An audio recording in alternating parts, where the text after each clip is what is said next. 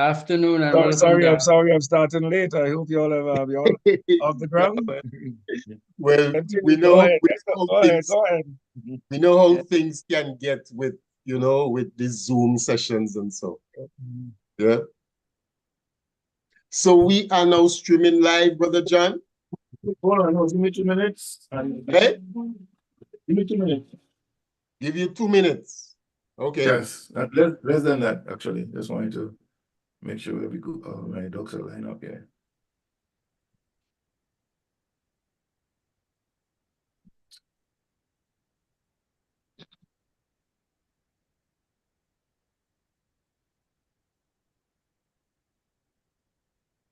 Join us on 101.3 and 106.3 Vibes FM and on all social media platforms every Sunday at 7 p.m. for 1 hour of exciting information, providing valuable legal information to the public. Join us on Legalize, a So we are legal live, Brother institution John. by Joseph. Yeah, let me track please. 3 more degrees, including 2 Masters of Law degrees, and the Legal Education Certificate from Hugh Wooding Law School. Legalize will open your eyes to the rights and duties, do's and don'ts, and some of the intricacies of law as Lane engages attorneys from Grenada and across the Caribbean to discuss and drill down on current legal issues, including cases decided by the court. Come, join the vibes. Legalize, 7 p.m. to 8 p.m. this and every Sunday. Don't miss it. Call all Grenadians and friends of Grenada in Ontario and beyond. A fire in the village of Shantibel displaced 17 persons recently. So the Grenada disaster.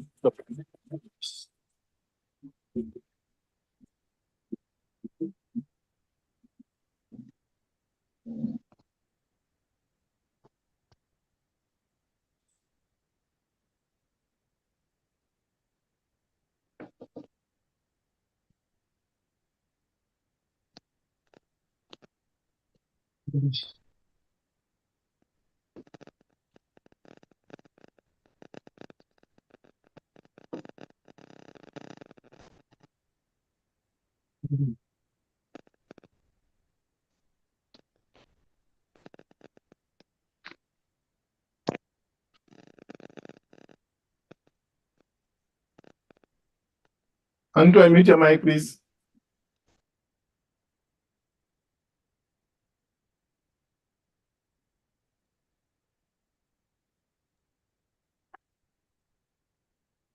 All right, Pablo, it's all yours.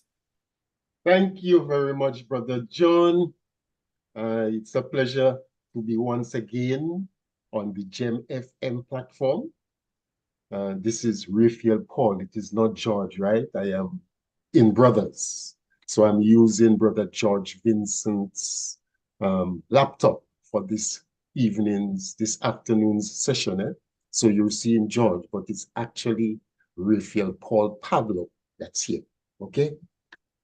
What I found though is that once I use the link, the Zoom link itself, I don't have the option of changing the name and stuff like that. Okay, so know that it is not George that is here. It is Raphael Paul Pablo. All right, and I'm your host for this afternoon's program, The Heart of the Matter, and this is episode 12. I have been missing for the past couple of weeks. We've had a couple of reruns and so, but I'm back with you, and the pleasure is mine to say good afternoon to whoever may have joined us at this juncture, and please like and share the link so that others can join us. I want to say a special thank you and good afternoon to Brother John, who continues to persevere in the midst of multiple challenges and who continues to contribute to the overall upliftment of our people through this media platform in terms of the kind of conversation and issues that are brought to bear in this environment. It's also my pleasure to say good afternoon and welcome to my guests for this afternoon.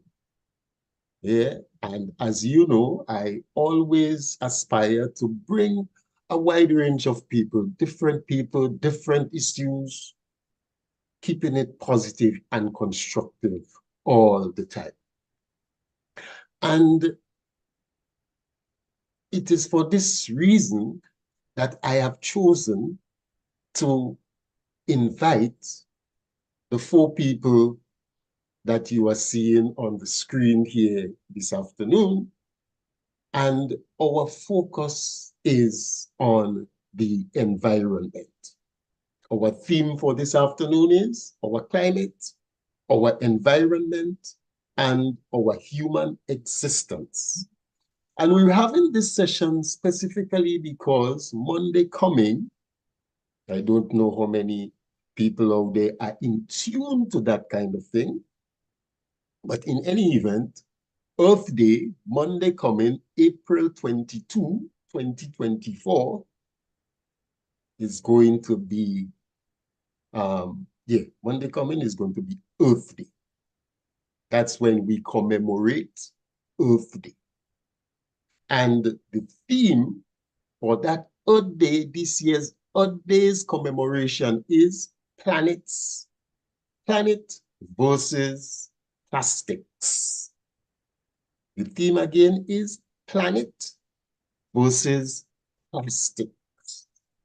So we are going to be having a conversation here that seeks to enlighten our listeners, our viewers, on matters relating to the relationship between our one Earth planet and the numerous different plastic implements and products that we have produced and which evidently, which reportedly, which scientifically is proving to be a significant challenge to our human existence. Now, my guests this afternoon are, and seeing as that there's only one lady in the midst, I'll be starting with the lady, Miss Dr. Marsha Hines. She's an activist in residence at the University of Guelph. I am not certain if I have the pronunciation right. That's in Canada. We also have Dr. Guido Marcel. He's a pharmacognosist. Yeah, a pharmacognosist. Wow, this one tied up my tongue. He's also an environmentalist and a practicing natural farmer. Now, pharmacognosist, these are people who are trained in many different disciplines, and they tend to have a solid core of training in chemistry and so on. So he's going to be telling you a little more about himself. Each guest will have a moment to tell you a little more about themselves. And then I have Brother Dean Jules, a man who I've known, been involved with tourism and conservation matters in this country for many years now. And we have, last but by no means least, Joseph Professor K. Antoine, who is a social activist, and he is the founder of Friends of the Earth, Grenada. Good afternoon and welcome to each and every one of you. Afternoon to you, and thank you, Pablo. Yep. And starting in the order that I did, I will now allow the 4 of you to say something to our viewers, our listeners about yourself. A little bit of background that will be pertinent, to the conversation we have with more or less this afternoon. Starting with, as I said, in the same order, ladies first. Dr. Hines. No, you cannot. Hello. Thank you very Yes. much. Yeah. You did pronounce well quite correctly. Okay, thank you. So a little bit about me. I grew up between Barbados and Canada. I guess you can hear my big Bajan accent, of which I'm very proud. My grandmother was a woman of the land. My great grandmother was one of the first land owning women in Barbados, and that enabled us to live quite a privileged and middle class life. I am an activist who has worked with women's rights and access to women's and girls' rights in Barbados for just about 23 years now. And a big part of that work and my understanding of that work, I guess, because of my experience of growing up on the land, is that you can't have women's equality or women's rights without environmental justice, right? So gender justice and environmental justice are inextricably tied. I don't think it is an accident that we refer to the earth as a woman. I don't think it's by accident that the earth is feminized. And then, all the devaluing and the plundering and the exploitation that comes with that, none of it is accidental. But I will stop there for now, and as we delve into the discussion, I can kind of elaborate that point. Okay, so from the lady to Dr. Guido myself. Good afternoon, all, and greetings, brothers. Well, basically, I'm Grenadian. From my youth, I've been interested in nature, the study of plants, why they are there, etc., etc. So that kind of continued through my life. And basically, in the discipline of pharmacognosy, we have looked at, combined sort of three disciplines. So I'm like a full botanist, a full chemist, and trained in pharmaceutical sciences. So it's sort of making all the relationships, like, what make up plants, what are the important things in them, the medicines we could get from plants, spices, and things like that. And maybe not only the beneficial things too, but maybe the potential for them to be disastrous or poisonous and things like that. The holistic approach to dealing with like plants and nature, what they can contribute to us, and technically or basically why they are there. So that has been my training. That has been my background. I've also, done some writing on like the plants of Grenada, and I've been directly involved in farming, looking at climate smart agriculture, natural farming, being involved in things like permaculture design and things like that. So always involved around nature, always asking the questions and trying to look for answers. And as much as possible, trying to educate the public, especially young people, giving them a sort of, inkling into science, get into the truth, get into the facts, and starting to think and reason, ask questions, and look for solutions. Thank you. Thank you, Dr. Marcel. Brother Jules? Let me say good afternoon to everyone again. Well, I'm Dean Jules, as you heard from our host.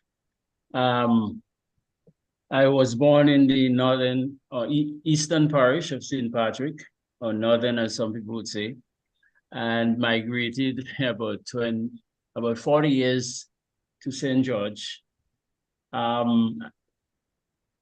I grew up with my grandaunt, so the thing about plants is something you may say ingrained in me, because we had to go out, whether we have a little flu or headache or fever and so on, and as we say, collect the bush to make the remedy to deal with this ailment.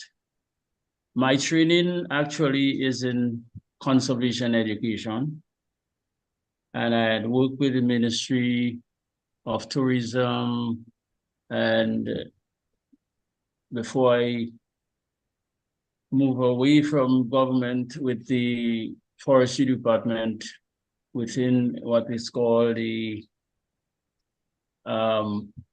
Forest Conservation Unit. So I had managed all the attraction sites in Grenada. I'm also a certified trainer, so I train people in tour guiding through the National Training Agency as well. And very much interested in what we get from our earth, the environment, and what we can do to ensure that the next generation receive an even better environment that we've met. So that's a little bit about who I am. Okay, thank you, Brother Jules. As we move on to Brother Joseph, Professor K. Antoine.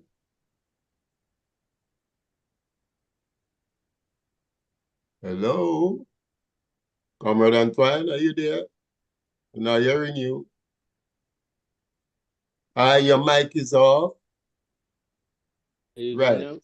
Okay, Yes, sorry. you are now. And this thing just move, you know. The problem is It's all it's okay. You with us again.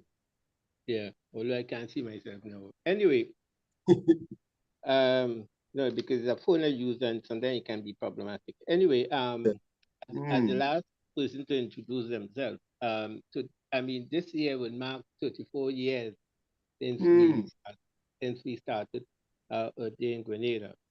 Now, yes, and I saw Dr. Marcel was right there with us from the beginning. I think Pablo, you were there in the first activity we had in Victoria. So, I mean, it's good to see after all these years, people still are interested. That we still holding the fort. Yeah. But my basic background, and I wouldn't spend time talking about it. I've done many things, you know, environment, culture, everything you can think about. I worked with the Ministry of Community Development for a brief period, the Ministry of Environment. That's the last stint I did. But I also led Friends of the Earth when we had an official secretariat for many years also. We've done work in conflict resolution and various things. In fact, I brought in Dr. Marsha to talk about leadership and so on that we need in the Caribbean. So for the last 5 years or so, we've been relating, you know, we've been working together, maybe 4 years. So, I mean, as anybody doesn't know me, I don't want to continue saying what I am and what I'm not. But okay, so I am very happy to be here. I'm getting a little problem with the phone, so please forgive me. I can't even see myself. Yeah. Well, so to our guests, to our listeners, and to our viewers, you realize that we have a very solid panel of people here, people with great experience and who knows what they're talking about. Okay. Now, Earth Day, the theme, as I said, is planet versus plastics. I understand that that Dr. Marsha will have to leave us kind of early. So let's start off. Let's start off with you. Planet versus plastics. As you understand it, what's the rationale for such a theme, and how significant is that theme, and what is the message that we ought to take from such a theme for this Earth Day celebration? Thank you very much for that question. So obviously, you know, based on my articulation of the work and research that I do, I'm entering this conversation unapologetically having the conversation from a very woman-centered perspective. We appreciate that. The reality is that there's a very particular experience, a very specific experience that women have of this conversation around plastic and the planet and the fight, you know, that the planet is having against plastic. And I want to say here, I'm very thankful to a research consortium at the University of Guelph called the Manufactured Ecosystem Consortium. It's a group of researchers that I work with We are transdisciplinary, meaning that we come from different parts of the university, arts, social sciences, natural sciences, or what people would think of as traditional real science. And what that group is doing is that they are signaling to us that the degradation of the earth has gone to the point where we should not be thinking and talking about mitigation, but we have to be thinking and talking about ways that we can now manufacture the important things that we need from earth. So they're thinking about how can we create mechanisms to help us to breathe if the earth can no longer give us oxygen? How can we create water that is safe if the earth can no longer give us that? So they're basically looking at the way that we need to manufacture these ecosystems that help us to live, right? And a lot of what I'm leaning it on today to talk about women's specific experience of the earth is research that is ongoing within that consortium. And so what I want to talk about, I want to think about women's life and the things that we do on a daily basis. Because unfortunately, we still live in a world where care work is disproportionately the work of women. And so we wash wares, we wash clothes. And when you think of the products that we need to do those things, all of them are single-use plastic. So what do I mean by that? If you think of your dish liquid that is at your sink, if you think of the container that it is in, that container is a container that we use one time and then we dispose of it. If you think of our laundry soap, the same thing, right? It comes in a big tub, but that tub is a tub that we will use until the soap is empty, and then we go and buy another one. And so there's a way in which, even as we carry out these care tasks, the impact that the activities that we do, and the way that we decide to package what we need to do those activities with, there's a way in which there needs to be a conversation. If we think and we talk about plastics and the effect on the planet, then we need to ask ourselves, why are so many of the things that we need to use to carry out care work, why are they packaged in the way that they're packaged? And so this theme is important because I think it allows us to have those kinds of conversations. And I think it allows us to think about different ways of being and to become more purposeful in how we interact with these systems and what the answer really is going to be to this problem. Very well, very well. It's interesting the way that you've made that connection with from the woman's perspective, because that's one of the things that we tend not to be cognizant of oftentimes, that the women's perspectives tend to be somewhat coming from a different angle than most of the male. Now, according to Earth Day, if one goes to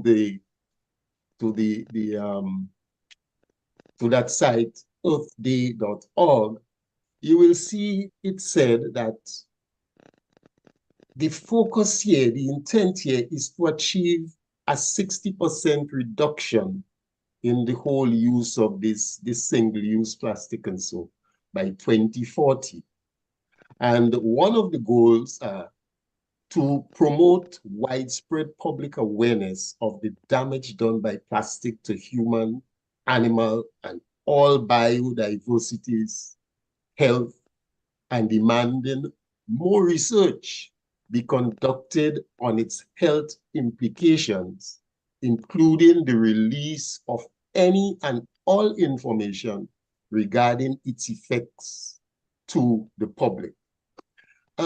Dr. Marcel, given your kind of background, how well are we doing as a region in particular? And given the fact that our region, small island developing states, are very challenged from this whole issue of climate change and the environment, how well are we doing in terms of sensitizing our people and raising this kind of awareness out there? Very interesting question. I wouldn't say that I have the scientific data as a measure as to the proportionality as to how well we are doing.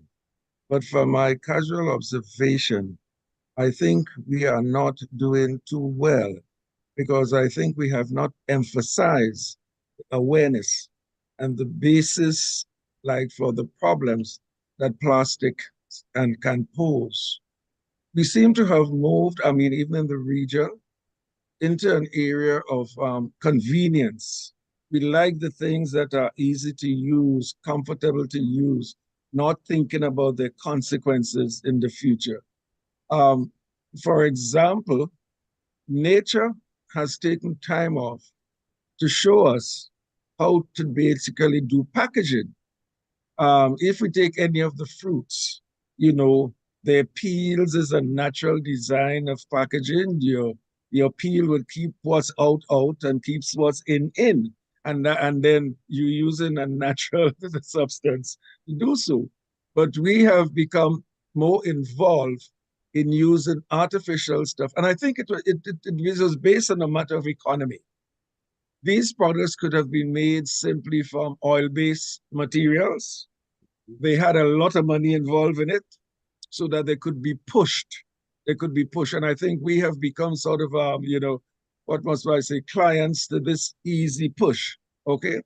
So that we do not stop to say that, for example, in our supermarkets, some of vegetables, let's say something like callaloo, could still be beautifully wrapped in banana leaves. I mean, banana leaf is one of the most important and viable packaging we have around, you know, which has been used extensively maybe in the past. We use it in baking, we use it for wrapping things and things like that. But we have kind of moved away from that. It is very interesting that I went to a very modern restaurant not too long ago.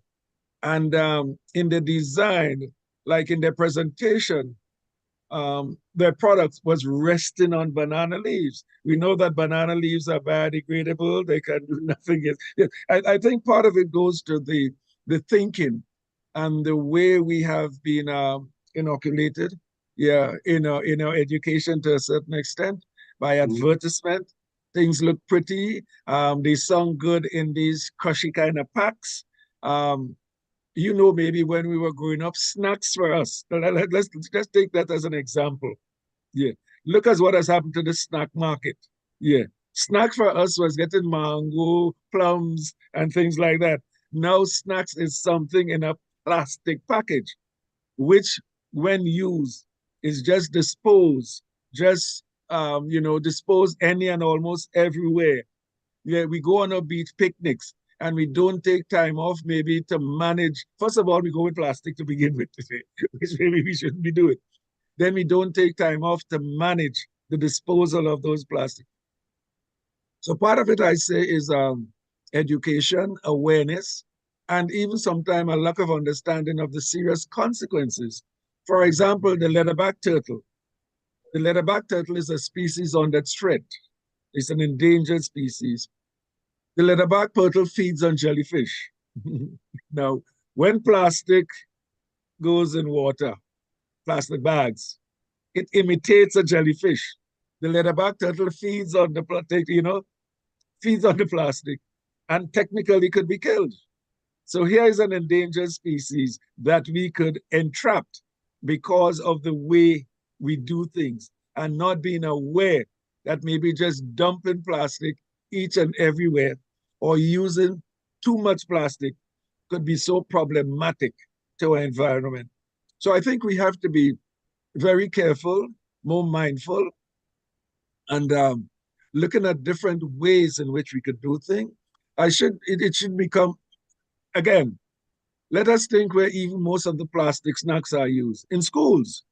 So even starting from preschool, you are being exposed to this wonderful, which is a convenient material, but not being exposed to the problem that it could cause for for current and future generations. So that is why I think we have to holistically kind of try to make the linkages and to see that these things are problematic. And then this leads us to, apart from the education, what kind of rigorous policies will a government put into place to deal with it in a substantive way? You know, although we are a small island, tiny island in the sense, but everything we do or things that people do in other parts of the world could affect us, and also the things we do ourselves could affect us. So we have to, in a way, try to manage these as best as possible. I must say, I think in Grenada, we are making an effort at serious garbage collection. We are actually trying our best, you know, to keep the country clean. But I still think that we are lacking in our mindset, in the education of the people, you know, because you still see people throwing things on weldily. Yes, maybe they might think that they are kind of fit, maybe not in garbage bags too. The garbage bags are plastic, but even like in the bushes and thing, and they think it will be hidden. So you won't see it. But they don't realize that this is something that is not biodegradable. I think the other thing we should just do before I round off is that we should be giving consideration to what are some of the natural materials that could be used to improvise or made, you know, useful for us.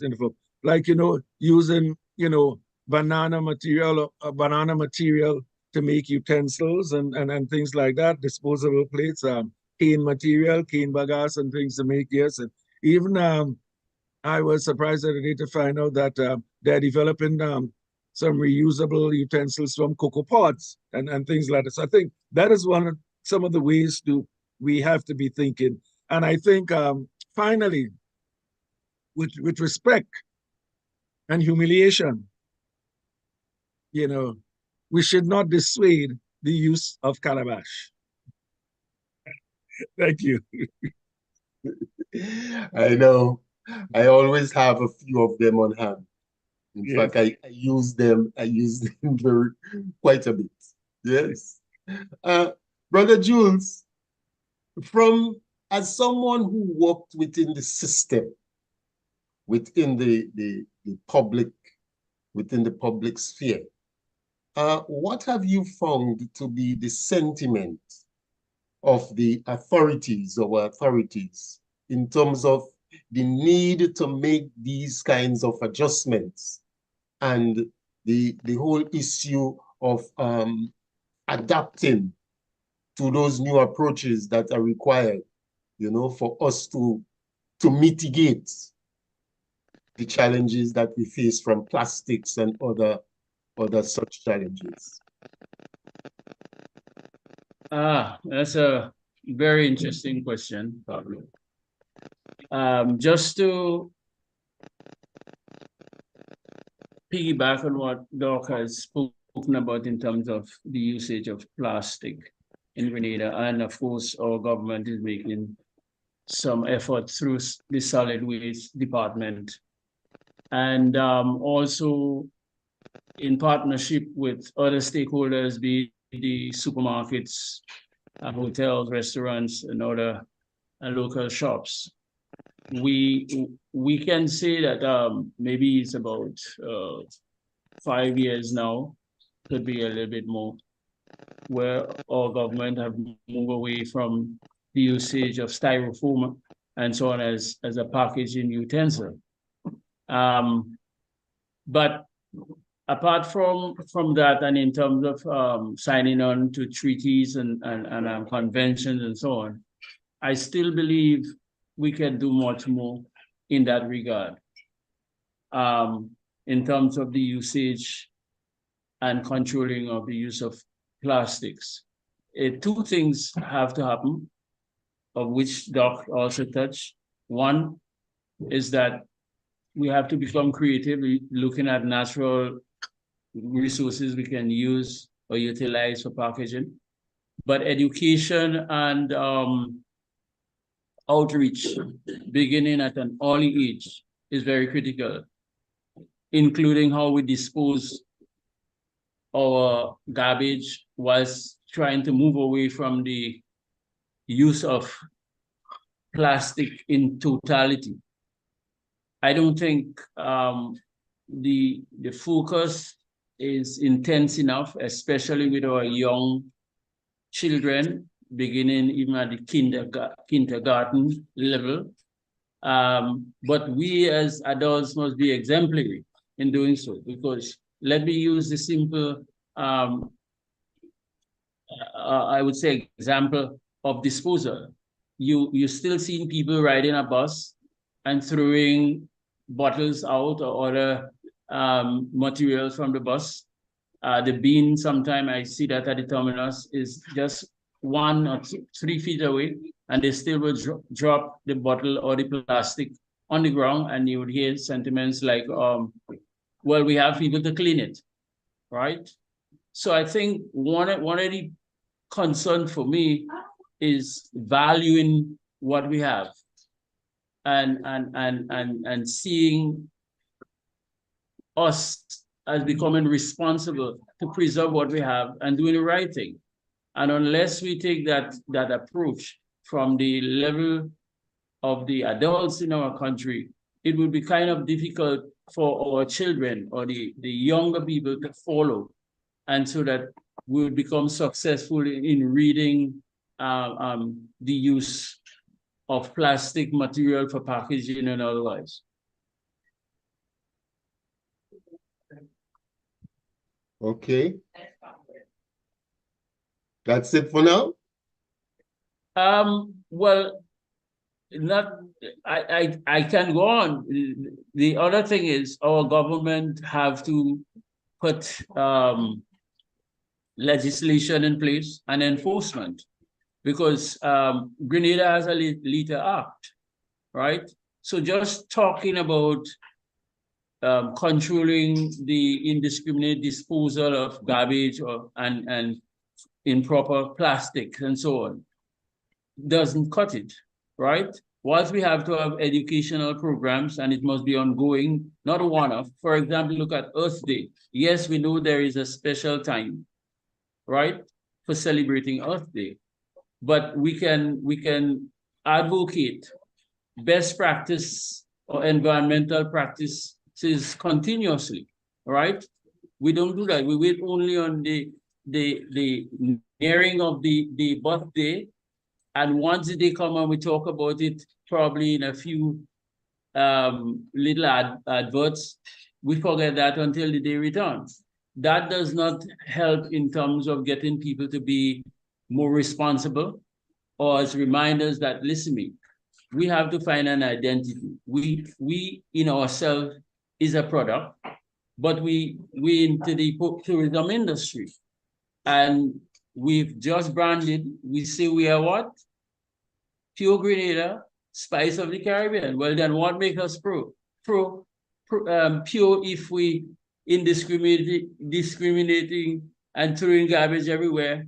We are not preserving our environment. We are not teaching our children the way to behave and how to relate to the environment.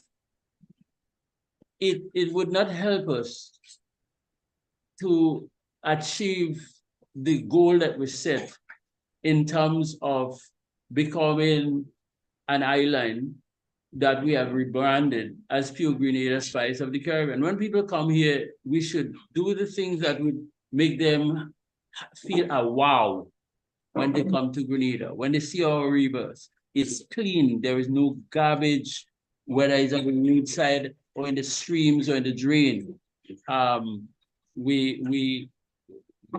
You see people walk into the bin, even though it's a sweetie paper, and dispose it in the bin.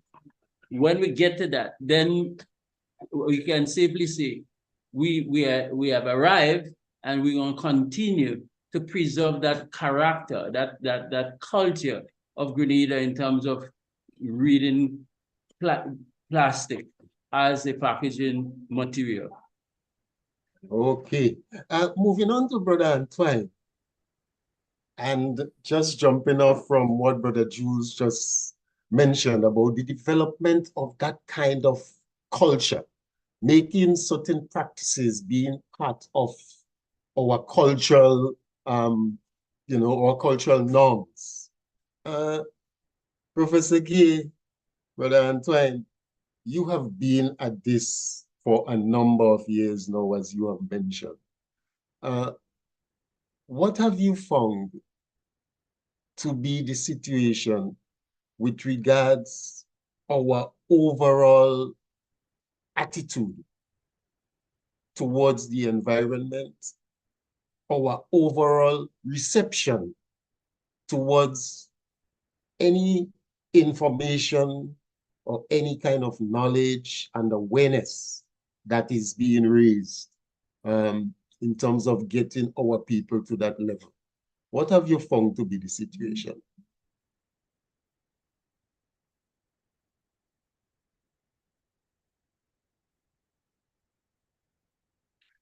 Hello, Brother Antoine? Yeah. Oh, yeah. Your mic is off.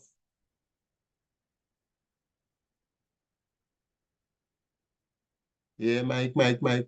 Yes, you're on now. Is it still So up? the mic on you. Yes, you're on. Okay, right. Okay, I have problem with Good. it. Anyway, as I was saying, I want to first of all agree in part with Jules when he said that although something is being done now, we're not doing enough. I don't think even we're doing as much as even appearing to want to do anything. My observation is that first of all, we have the wrong paradigm. We start from the economy, and that's where we have it wrong. Historic, even from a nature point of view, the ecology is supreme. It's supreme.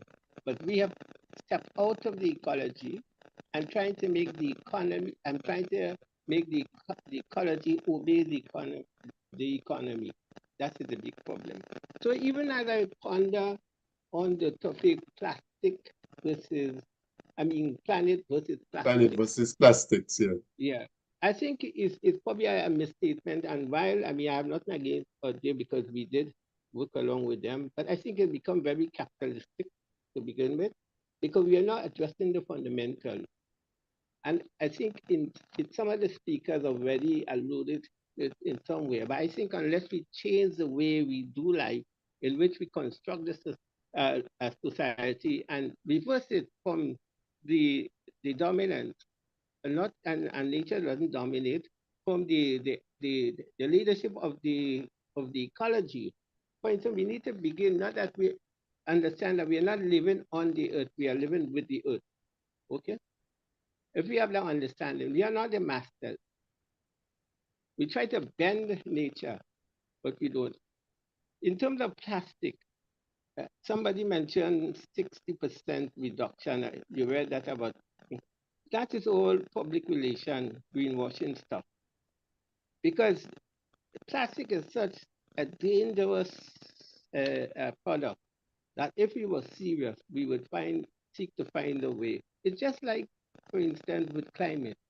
We have known what is happening, but is there anything happening towards reversing it? No, we continue to fund to subsidize the fossil fuel industry. So unless we bring an end to capitalism, and I'm not saying that as somebody, as a communist, per se, I'm saying that from a fundamental point of view, as long as capitalism continues to dominate, decide what is valuable, what should be produced, and also externalizing the cost, its real cost of its production. Like, when you think about the amount of chemicals in plastic and what it's doing from a health point of view, and maybe Dr. Marcel could help us, the endocrine disruptors and so on, and it's causing all kind of problems. We need to really take note of that, first of all, and see how we could curtail our use of it. We can't do away with it in a hurry. We have to begin also to ask questions whether we need to start from the basis of needs or wants. If capitalism is about wants, it doesn't matter the state of the environment. If we really want to solve the problem, we must change We must change from a patriarchal centric society to a more inclusive society where the matriarch or the feminine takes play a bigger role. Otherwise, we're going down a precipice. But fundamentally, plastic is not the problem. The problem is the human beings who employ the capitalistic system, which also exploit, because in terms of extracting the product, the fossil fuel, a lot of damage is done to the environment, is done to the people where it's done. Also, they're not compensated properly and all that kind of thing. So we need to have a holistic overall approach when we deal with that. Otherwise, we're just joking. And I can say that because over the years, we have done cleanup campaign, and every year is the same thing. Because unless you solve that problem of capitalism deciding what is valuable and what is not valuable, then we'll be in trouble. I'll stop here for now. Hope I've Okay. answered your question. Yeah, you have. Dr. Marsha, it is said that your career unfolds spectacularly and intersects between activism and education. And you are involved with the University of Guelph. I think you say I did get the pronunciation right. You're perfect. Are you involved in any work within that environment in terms of sensitizing people, in terms of building awareness, any activism taking place surrounding on matters relating to the environment, and so seeing as how critical it is? And are you involved? Are there any events, specific events in recognition of this year's Earth Day that you are associated with or are aware of within your environment? Thank you so much for that question. And I really do have to apologize. I'm actually inside of a conference talking to you. So if it's a little, got you. I have no control over that. So this question is one that excites me because I think that the next generation is keen not to make some of the errors that we are making in this generation and those that have gone before. And so one of the courses that I do teach at the University of Guelph is called Global Gender Justice. And within Global Gender Justice, we do have a significant focus on environmental justice and the connection between environmental justice and gender justice, as I would have said before. And it is in a course like that I really get to see. I don't know that I'm guiding them. I think that we're working together. But students who have a real passion for not just reading this information, but working towards solutions and towards doing things differently. And so I remember a conversation that I was having with students in the fall semester, where we were talking about how do we detach ourselves from this system that continues to harm the earth? What does that look like, right? And to go where Joseph went, to follow kind of where Joseph is going, detaching from capitalism is one of the fundamental and important things. So at that time, the war, the genocide, the Israeli genocide, was just kind of taking off. And we were talking about how that war is funded. And we were talking about the connections to, some of the big businesses that we patronize in Canada. And the reality that if we're talking about justice, we have a place in that in terms of how we spend our money, right? The same is true for how we take care of our environment. How we spend our money is critically important. So to kind of go back to where I started, and where Dr. Marcel kind of also took us, there's a significant gender stereotype in packaging. The expectation is that women want more packaging, we want prettier packaging, all of those things that are very problematic when you're talking about plastic, right? when Dr. Marcel was talking about banana leaves and the use of banana leaves, these are things that I saw my granny doing. These are things that I saw my great granny doing, right? Not just banana leaves, cuscus grass, as well as cane lily. And these are some of the things that they use on a daily basis to be able to send items across the way to somebody in the village, to be able to make baskets and that kind of thing, to hold the yams when they dig the yams, the sweet potatoes when they dig the sweet potatoes. But then with middle class living in Barbados and the Caribbean more generally, you no longer carry your stuff in a basket. You have to show that you can go to the supermarket, and the supermarket comes with plastic bags, and that's the way that you show that you've moved on, you know and so we have to think about these things, and I assure you that my students are thinking about these things. So the average student in Canada now is going to the supermarket with reusable bags, right? My students are very much rejecting items in the supermarket that are not properly packaged. They're opting to buy, if they do have to buy, the packaging and the snacks that we were talking about that Dr. Marcel mentioned, they're going to buy the bigger one. They've gone back to cooperative living because they would at least buy the bigger ones, and then they split them among themselves. 3 or 4 people come together. And when you think of that kind of thing, right, which is very much our traditional way of living and knowing in the Caribbean, that is the kind of thought pattern that we have to go back to. And I'm very excited, like I said, that I do see it playing out in students. Unfortunately, I would say that I would like to see it playing out in my Hello? Black students and my Black Caribbean students a bit more. But it is definitely there, and we are crafting our classes. I can speak for the University of Guelph. We're definitely crafting our classes to make sure that we're taking on these issues that students very much are captivated with and engaged with.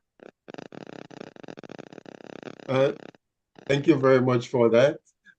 Dr. Marcel, given that issue that has been raised, the whole issue of economics and income generation and profit, making sure that you meet the profit margin is ideal and the profit margin continues to increase. How do you see us as a small island developing state that's looking to, that's always economically challenged? How do you see us as being able to address that issue in a constructive way? Yeah, so that that whole issue of the economy, the economics and the profit margin and the influence of capital, how do you see that affecting some of the decisions that we make, some of the approaches that we make, and some of the mentality and sentiments that we have towards this whole environmental challenge that we are faced with? Not at all to be rude, but I do have to leave you because I am presenting in the next panel. The next panel. Okay. Yes, I am so sorry. This is a very valuable conversation, and I hope that we get to continue it at some point. Just to say, Dr. Marcel, just quickly before you answer, the governments of the Caribbean are the biggest hypocrites when it comes to environmental justice. So we have a prime minister in Barbados who is supposed to be an environmental angel. She is always on a private jet, which uses fuel, which is crude oil, which is a part of the problem in the environment, right? They are the ones that are giving the big contracts to their friends who are not building in a way that is environmentally sustainable. They're continuing to rape the natural resources, right? When you look at what is happening in Guyana and Venezuela now, that unrest that is about to erupt, it is over crude oil. The governments are not the way that we will solve this problem. They are part of who we have to fight against. I am sorry. Thank you so much for having me, and hopefully we will continue this at some point again. Thank you very much, Dr. Marcel. All the best in your presentation. Yes. Thank you. I yes. appreciate it. Thank you. I'm looking forward to having you again at some other point in time, definitely. Yes. So, Dr. Marcel, but before you answer us, Dr. Marcel, Mr. Jules, the question is being asked as to why the light is to your back and we are seeing you as a shadow. I don't know. I guess it's my window. Light is to your back. Yeah, And I try and put in, showing up yeah, as a silhouette, you know, yeah. Maybe where I'm seated. because of That's the just But part of the technology. yeah, the yeah, technology. yeah. Yes, so Dr. Marcel, to the question now, how do you see it given that situation and given what Dr. Marsha has just referred to, the whole issue of income generation, the whole issue of profit, the whole issue of capital, and the kind of influence that these things have on how we approach things. How do you see that challenge? And how do you see us handling that challenge? I like my seriousness, but I also like my humor. So the fact that Mr. Jules may be actually representing the actual situation, that instead of dealing with the reality, we are dealing with the shadow. We are not getting to the substance of things, okay? We're not getting to the heart of the matter. To the heart of the matter. Yes, we are looking at the shadow. Like I was saying in starting to answer your question, just how pleasant and wonderful it is for me maybe to fold a grape leaf and have my little grapes, that I could eat, on the beachfront, practicality, The other thing is, have we taken even some time off to look at some other nations that may have put some practices in place? We are a small island developing state. When our politicians or our so-called managers travel to different countries, what do they take back? What do they take back that could be of value to us in a holistic sense, something that could solve problems, something that could bring us forward? For example, look at the kind of decisions that maybe a country like Singapore has made as regards plastics and packaging and waste. It is almost a crime to litter. And this is understood from preschool. You just don't litter. Yeah. I mean, you don't even, something like even chewing gum is banned because it pollutes, it damages. Yes. The law is that no chewing gum is permitted in our country. Yeah. So, you take actions that could be beneficial to the country, to the people, and additionally to the world.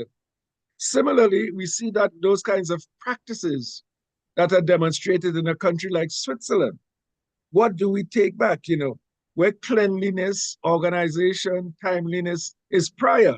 You don't dump things in the streams, you don't dump things in the rivers, you don't, there doesn't have to be anybody policing you for you not to pollute the transportation system. Okay, your buses are clean, your trains are clean. So let us translate this to Grenada. Yeah. How do we want to interpret this? What are the benefits we could? So what I'm saying is that in some cases, there are things we don't even have to develop anew. We could just copy and modify, but we could oftentimes look for the best that has been done in some other countries.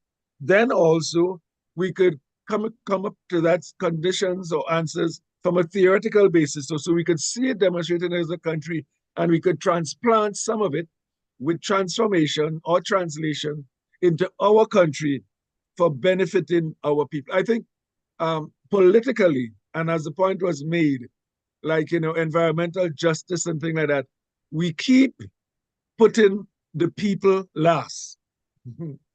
And I repeat that we keep putting the people last.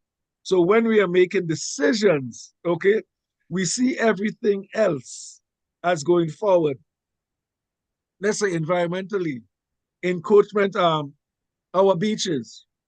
Legally, all beaches should belong to all Grenadians. Full stop, period, full stop. So no decisions, no planning decision, no construction decision could be made where you could impact or preclude a Grenadian from going on a Grenadian beach, you know, and that should be taken through. And it doesn't matter where you come from, you know, that is the law in Grenada, you know, and our people must be given that justice, you know. It sounds very simple, but when you start to maybe do a preclusion like that, you are saying that if a Grenadian fisherman is in some difficulty, that he can't land on that beach to save himself or something. Yeah, he should die because you are saying that beach is not ours.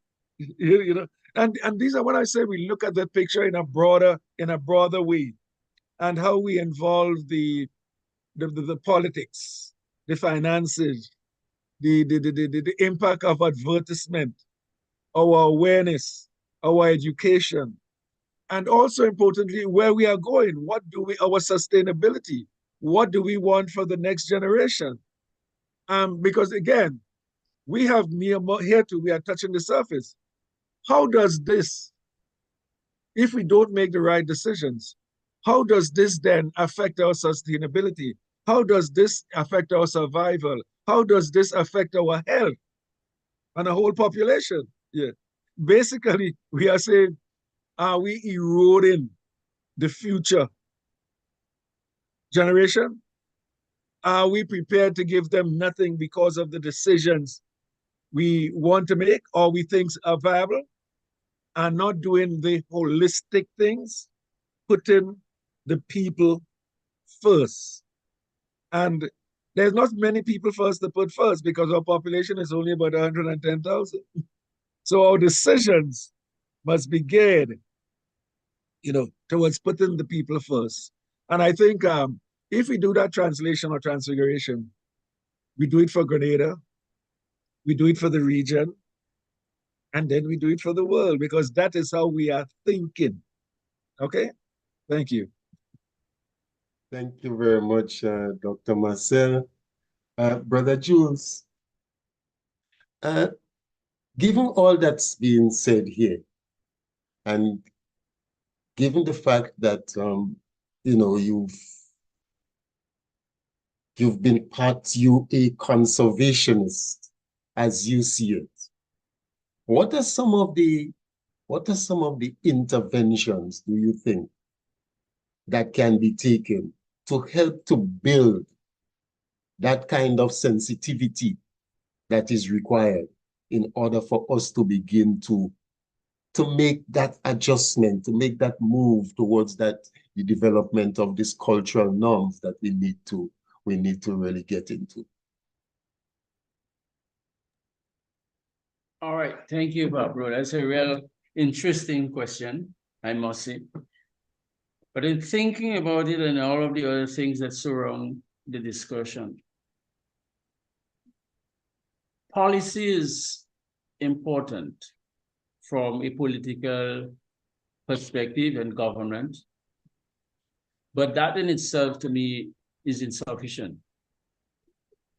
The education system that we have need to incorporate from an early age valuing, and in this context, conservation. Let me hearing that in terms of looking at tourism as a product and economic well-being or opportunities. Now, most time we talk about the environment and our forest, we only focus on perhaps what is known as national parks or forest reserves.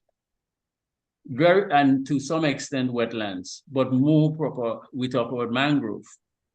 But we're not talking about roadside forest. Aren't they important? I have been traversing the Eastern Peninsula for about 3 months. And when I look at how the roadside forest is being destroyed in the name of debushing, it really hurt my heart. But I cannot blame the people employed, because if you're not trained to do something and you're asked to do something, you'll just do it to the best of your ability. So one, education and training must be given to those people so that they can do a better job.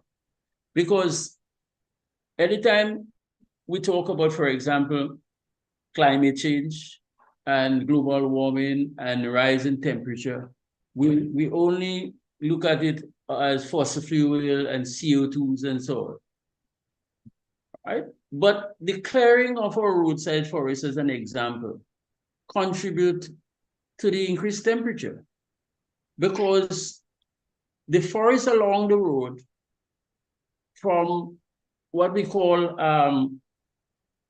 evapotranspiration, where moisture leaves the land and go into the atmosphere and through the leaves of plants, it has a cooling effect of the microenvironment that we traverse. But when you clear the forest, then we don't get that benefit from the roadside forest. But additionally, in terms of economics, in time like now, when the trees along the road, which makes up the roadside forest, are in bloom, then the people who are beekeepers or honey producers benefiting, because the bees will go into every flower available, collect nectar and pollen so that they can produce the honey. Only yesterday I was speaking to a beekeeper, for example, and they're seeing a drop in honey production. Well, the decimation of the roadside forest that bloom almost year-round is contributing to the low level of what we call pollen and nectar. Roadside forest also, Pablo, is important for cushioning all the noises that the vehicle carry with it. So when we cut them down, it is a disturbance, but they are stabilizers of the slope areas and they reduce erosion, etc. So to cue in here and to add, perhaps I should say, the coastal forest. What we're seeing now with our government in terms of economic development, every time a developer comes to us, they want our coastline and they want our wetlands, right? Either to put a marina or to put hotels. So the folks who are benefiting economically and also employing others in the area of bird watching, that would be lost, because we're seeing a depletion in our bird population, because the wetlands where they roost and where you can take people as in terms of tour guiding or bird watching, they will be normal. But what are the alternatives? I can guarantee you, and I'm not anti-internationalist or regionalist, but we cannot go to these countries and do likewise. That's a no-no. But we accommodate them doing that to us in the name of a few jobs. Our tranquility, our aesthetic values are being lost because of felling trees. We're not replanting, and they're putting up large concrete buildings. And who gets the job? Many of the jobs go to our people. So these are something with our government policy. What is our government policy on the environment? It's not about signing onto a convention or a treaty. It's about preserving what we have. It's valuing what we have as a people. Yes, we welcome foreign investors, but we must have a standard in policy direction that they need to follow what is us and not what they want us to do for them. And unless we do that, we will have the problem that we have now, and the problem will escalate, and then we'll have nothing to hand over to the next generation. Thank you very much for that. I'm telling you, it's really interesting the points that you all are making, how, you know, one tend to fold onto the other. And it comes across as though you guys have had some kind of rehearsal before we got here this afternoon. But Professor Gay, to you are someone who has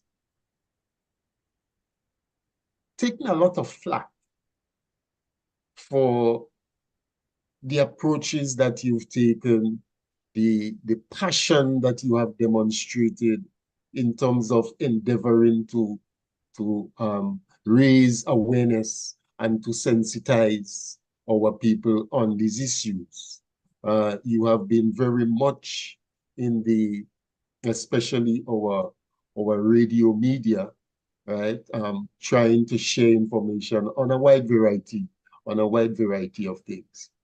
How have you found, or what's your perspective as regards the whole issue of media content and the need for, or the role that media can play in raising that kind of awareness? And should there be some kind of mechanism put in place to ensure that our media always carry a certain level of content that is geared towards not just raising awareness on issues and so in that way, but really building our people's values and so on?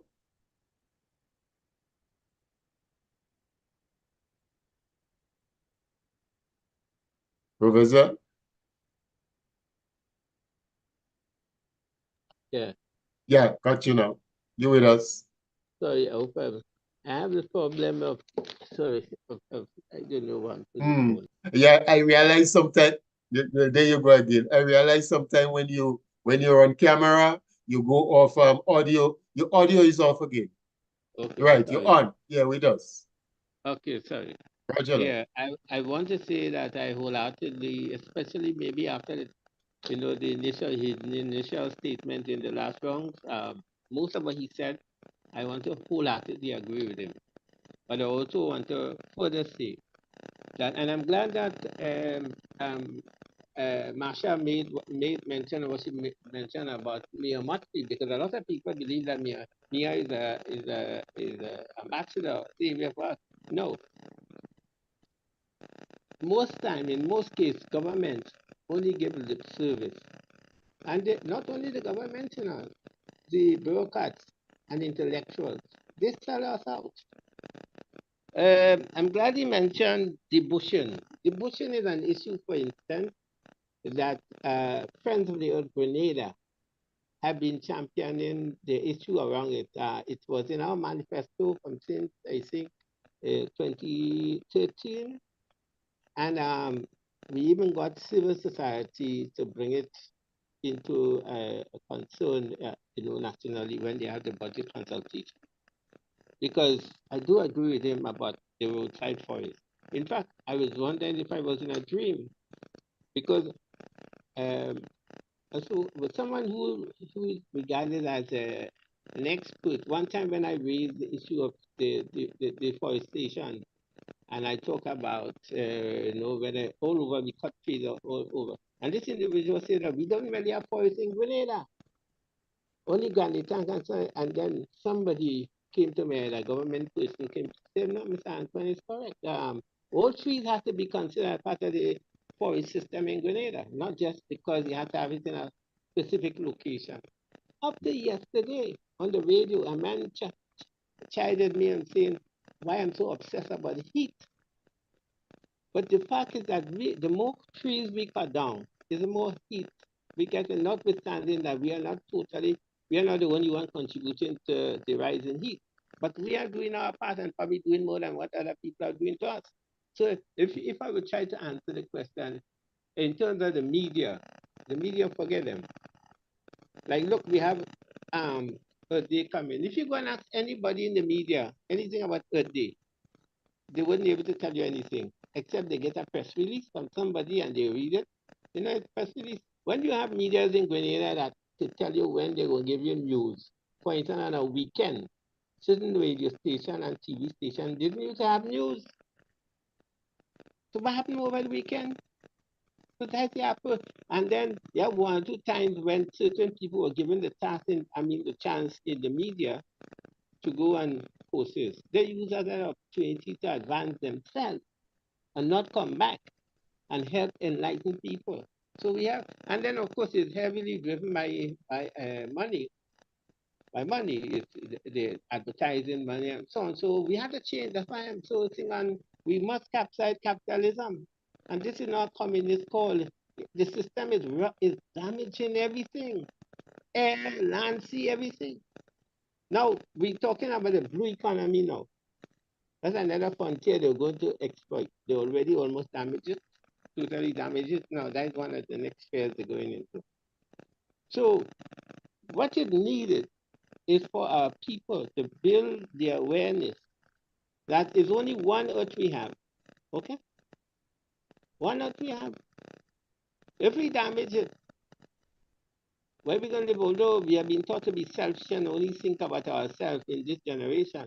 And of course, this is very much a Western American concept where we are schooled in consumption.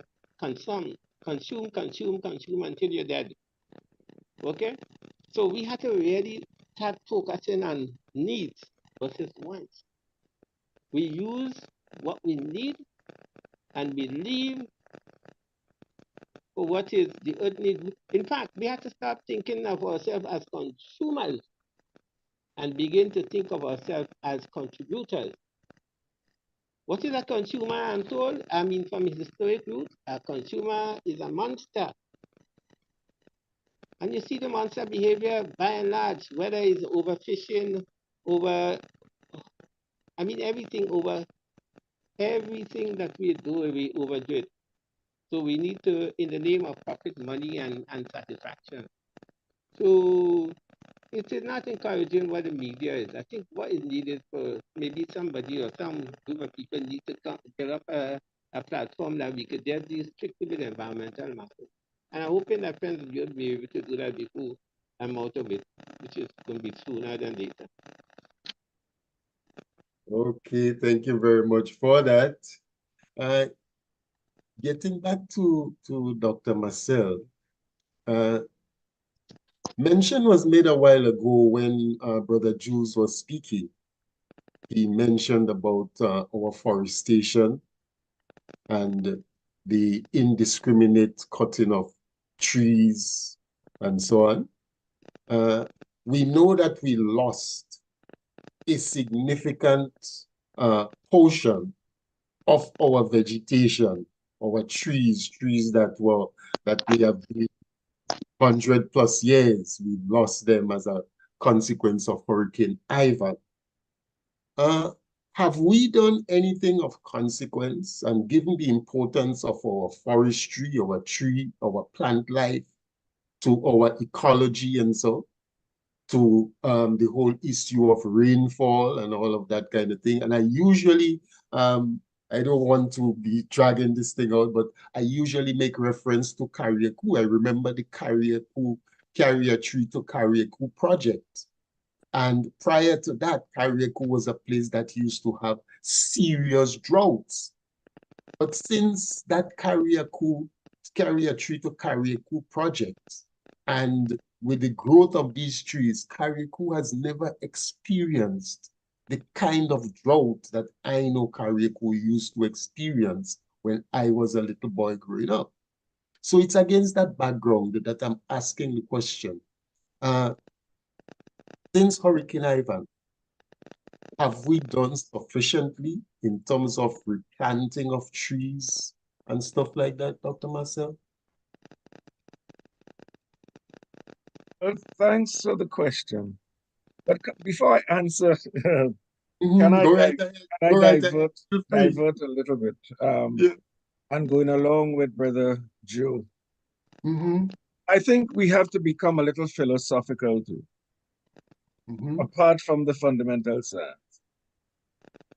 You see, I think the world is in that era of thinking there has to be the rich and there has to be the poor. And the poor must subsidize the rich, and the rich must get richer always, and the poor must get poorer. And that resources are there for the rich and the poor. Any write-up you see, when they talk about who is more affected by this climate change or environmental problem, the poor, the disabled, the youth, they actually strategize it in the writing and not strategizing the solution that we should be empowering poor.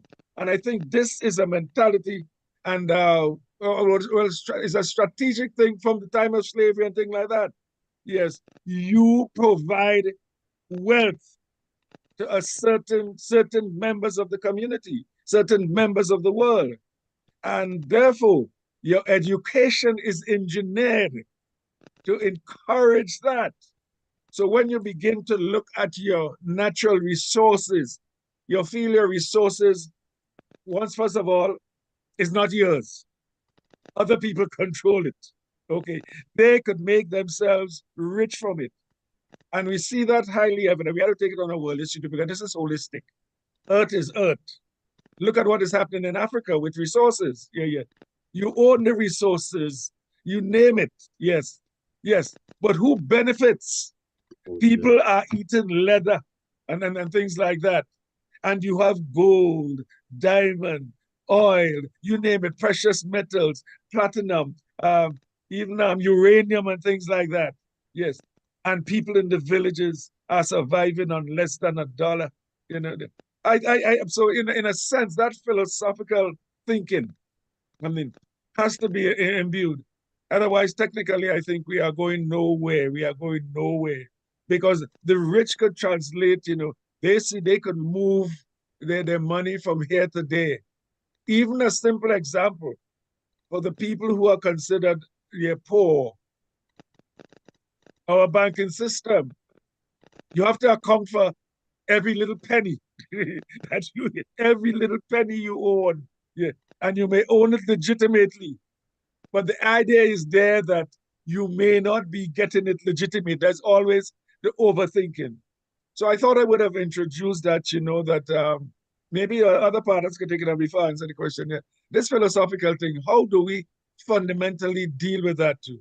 Yes, because there's always this thing now, the rich and the poor, the rich getting richer, yes, and the poor have to be there to supplement and be doing the work for and not reaping the benefits. And we see that throughout the industries, okay? Be it the industry of transportation, be it tourism, be it even look what happened, let's say even in a simple thing like our employment pattern in Grenada, moving from the countryside to come to work in the town for kind of next to nothing. You have to spend so much money on transportation, money for food, money for health and things like that. What is happening? Where is the wealth, what I would say in brackets, being translated? How can we make the people happier, wealthier, and healthier? Okay? So that is why I just thought I would have diverted a little bit. Yeah. Luckily, I'm certain, Brother Antoine, Right. and Brother Jules are going to have some feedback on that one too. So go ahead. So they could go ahead and then I'll answer the forestry. No, Brother you Antoine? go ahead. You go ahead. I'm certain he's going to, Brother Antoine, he's taking notes, and I'm certain that Brother Jules is doing the same too. So you go ahead.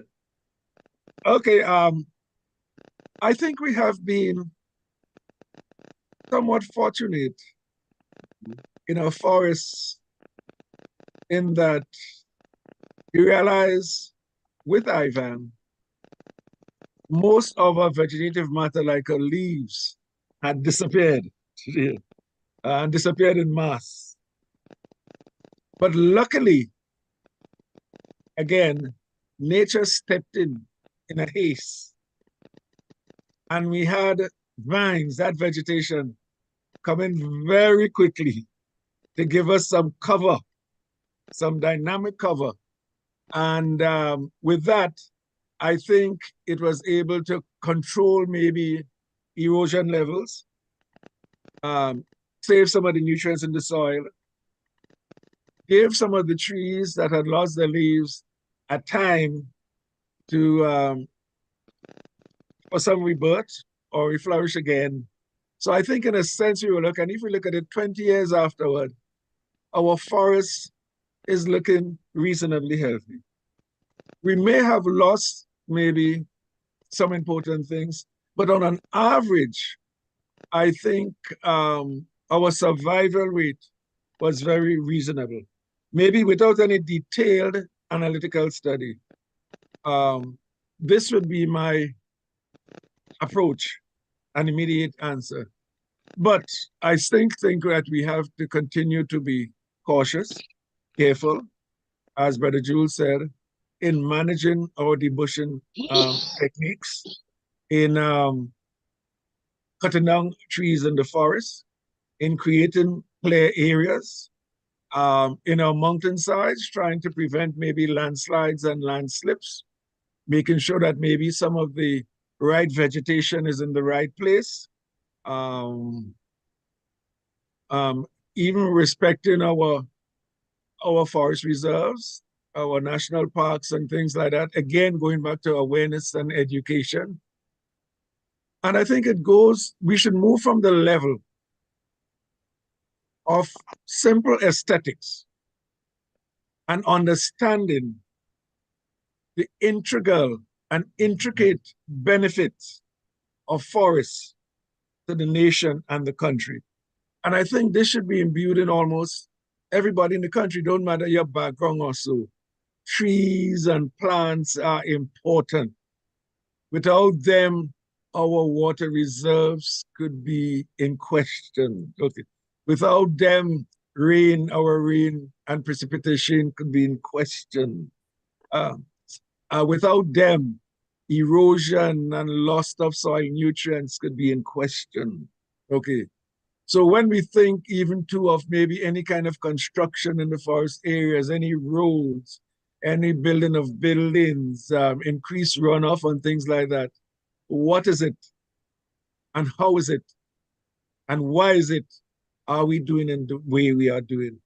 So I would always suggest the implementation of a holistic approach, having the facts and making decisions that would benefit all of us, and try as much as possible to get away from this distinction of making decisions maybe to benefit those who may be well off, and then the ordinary people, you classify them as, well, you will just tag along. You will just tag along, The resources are for us and not necessarily for you. So those are some of my particular feelings, on that issue. I would also mention that we have to continue to be scientific. We have to continue to be collecting data. We have to know what we have. In other words, as you asked me about the forest, we have to know the type of trees that we have, the type of plants, and why they are growing, where they are growing, and what are the benefits they are doing. And we haven't gone, this is just in the ecological sense.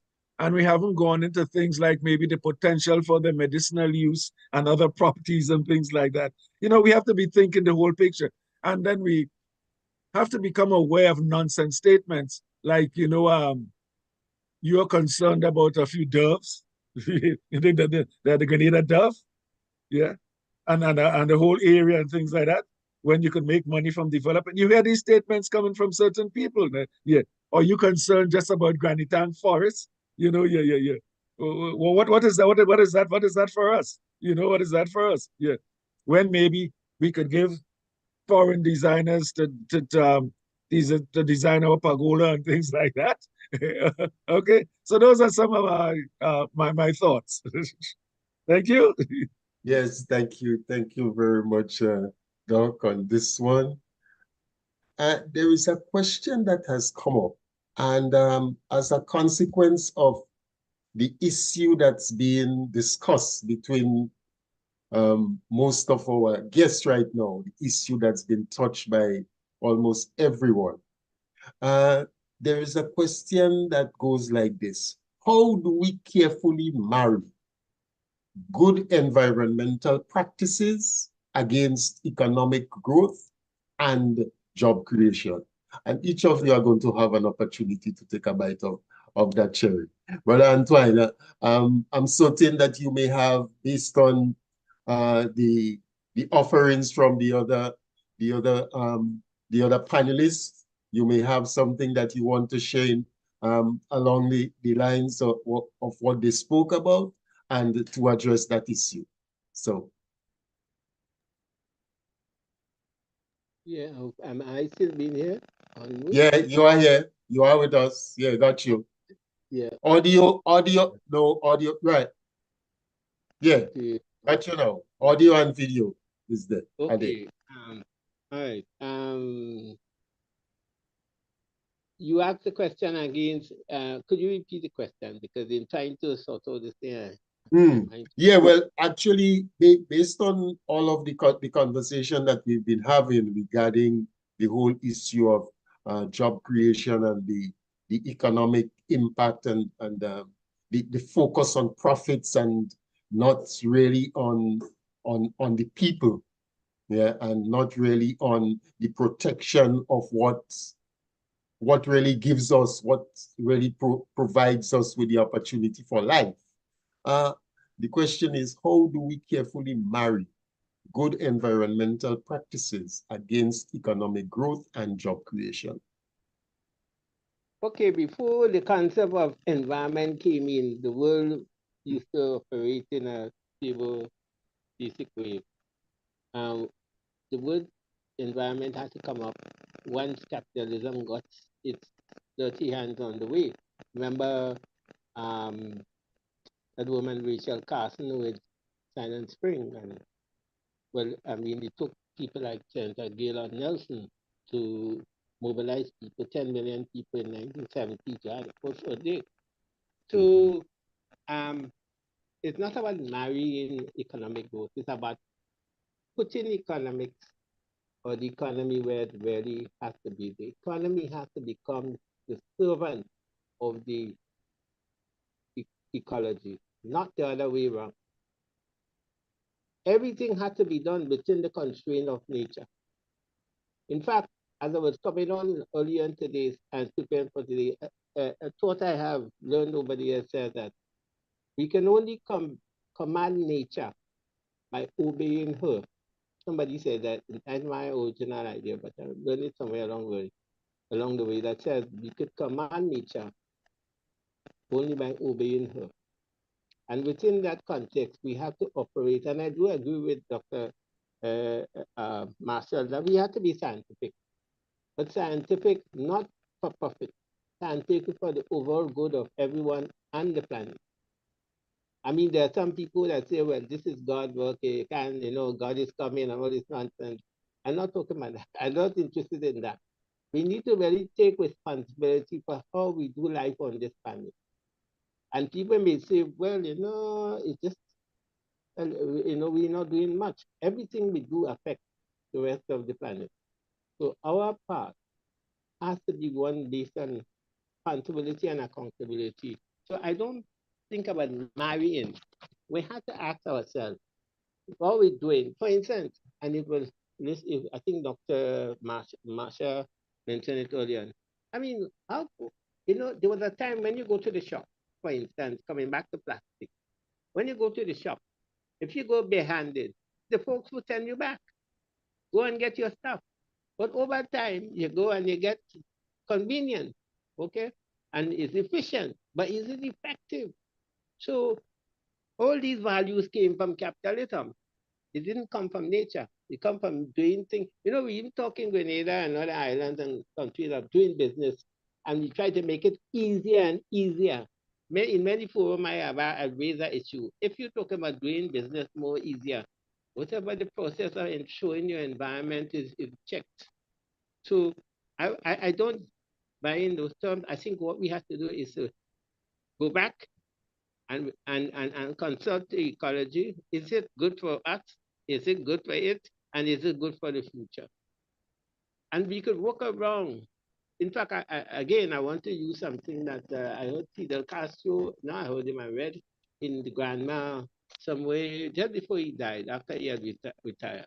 He said, if he has to do things over, he would do it the way the environmentalists and the ecologists do, and also from a cooperative point of view. We must become cooperative in what we do. I mean, they have people developing biotechnology, GMOs, and all them kind of things, but at whose expense and for who? We need to do whatever we do, it must be done for the good of all. And stop privatizing nature, stop privatizing the common. So I don't think that I would even say about marriage. No, we have to ask ourselves, what is required of us now in this era, in this epoch, in this scenario where we have climate change, where we have plastic pollution, all the kind of stuff, rising cancer, all of that, heat, what do we do? And it cannot be a market-based approach. It can't be what they say, they're using fancy word now, they say nature-based. That's part of capitalism. If it's nature-based, you don't have to say nature-based. Anytime you hear this thing, you know it's a tool that is high, like the net zero and all this nonsense. By the way, did anybody know that on the Monday there was a conference on plastics? I mean on the treaty on plastic in Ottawa. There was a conference there. I mean, everybody should know that in terms of who really concerned. But I mean, those things are kept secret. Can you repeat that? Can you repeat that? There's going to be a conference starting on Monday. Yeah, United Nations conference working on the treaty on plastic. There was a treaty in the making on plastic. Okay. And I'm not too sure if it's been signed, it is mandatory. I mean, it's binding at the moment, but they will meet for the next round in October. I'm asking the question, how many of us know about it? And I only got to know about it in the last few days, incidentally.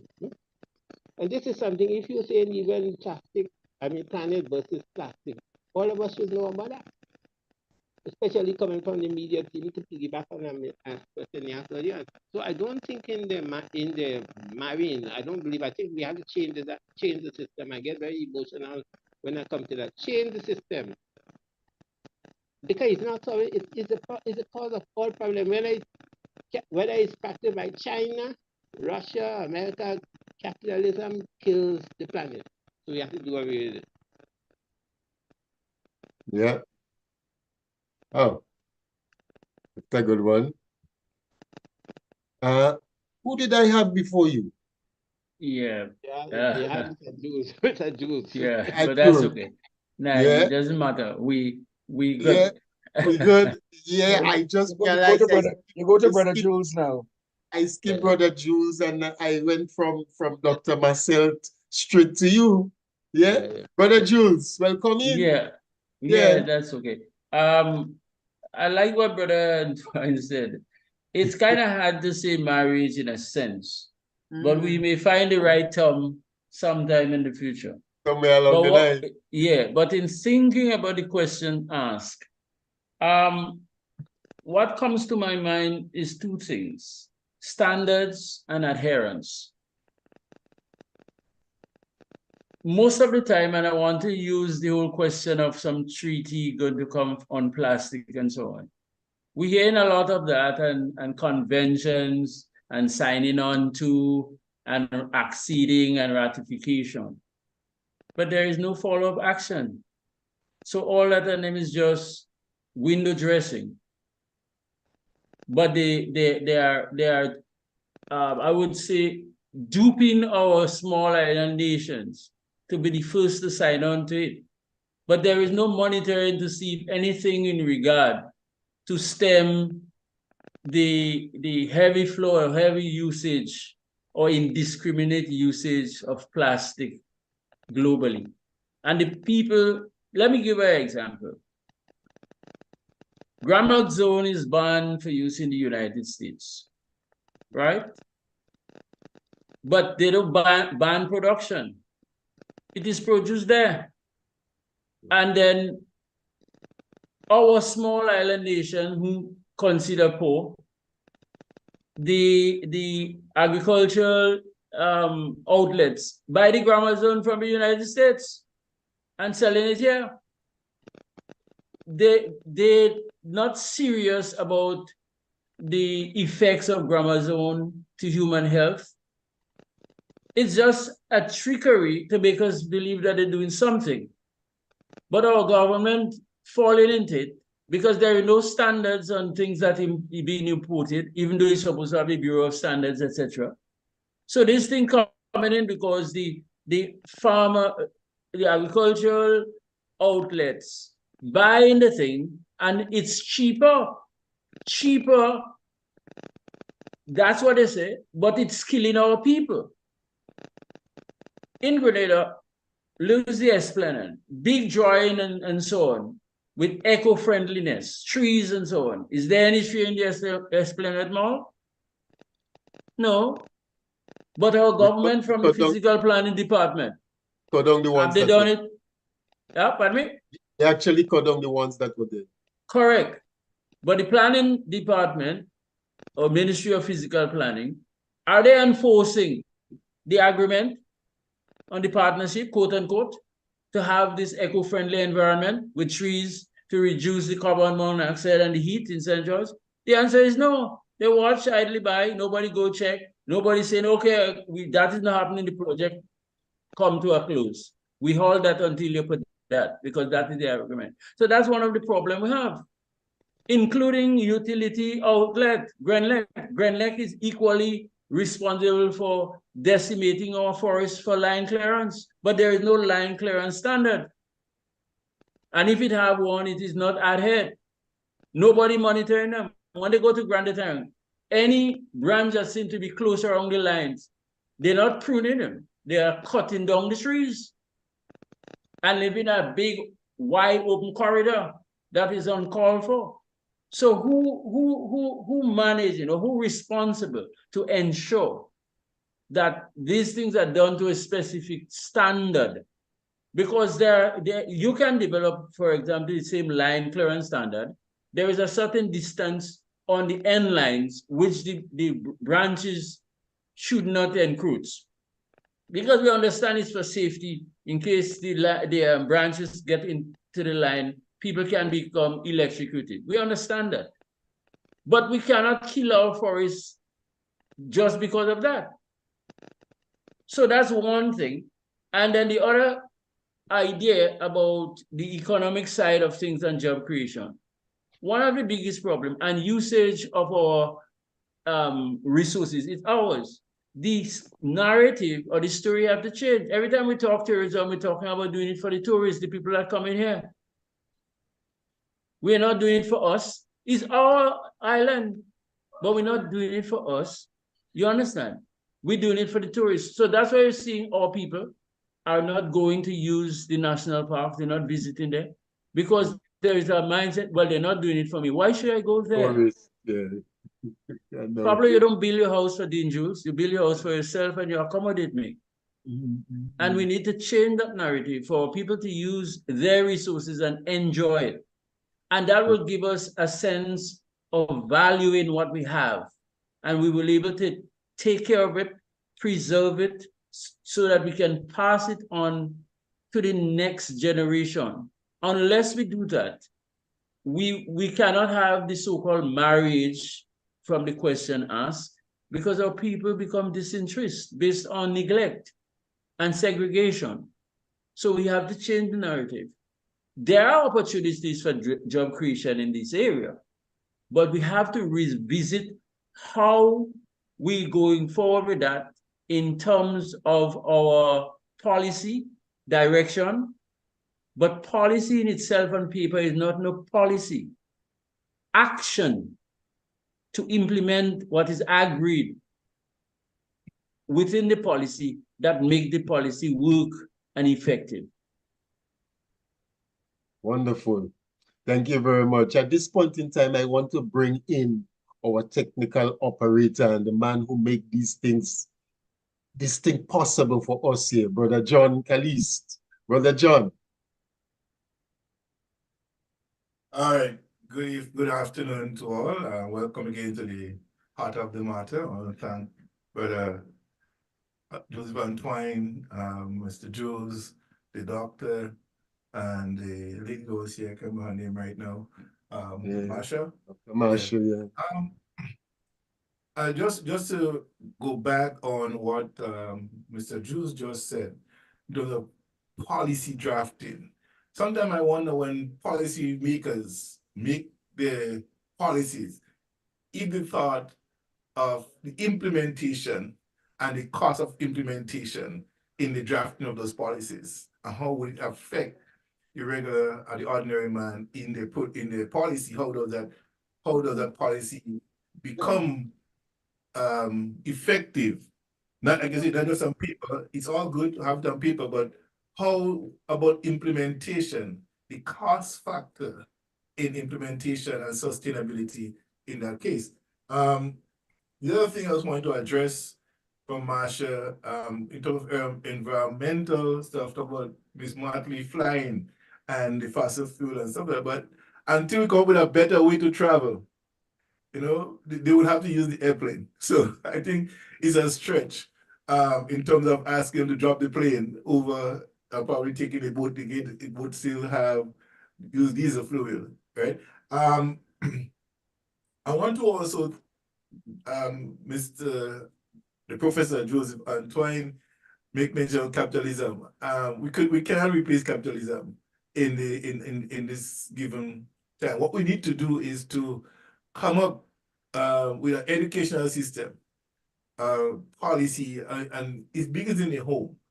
How do we educate our children, right? In terms of what we see going outside of the home, like I think it was Dr. Marcel who talk about, I can't remember what show of you, about people throwing garbage in the bush thinking it does disappear by itself. It don't really do that. So I think the emphasis to correct some of the things that is being done into our society, the ills that have been done to our society in terms of being greener, more green, is to educate our children and what not to do. I recall not too long ago, my daughter came into the washroom, had the pipe running. I said, Daddy, what's wrong with you? You're wasting water. You're not using turn off the tap, you know? And that has sprung from we tell her that you shouldn't waste water. So it is an educational process that have to begin in the home. And if we do that in the home, our community will be a better place. So all of us who have children and grandchildren, it is upon us to start educating the younger minds on what we want to live or what we want to come into.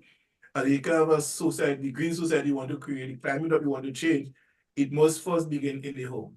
How we do that will be very important for our children, children.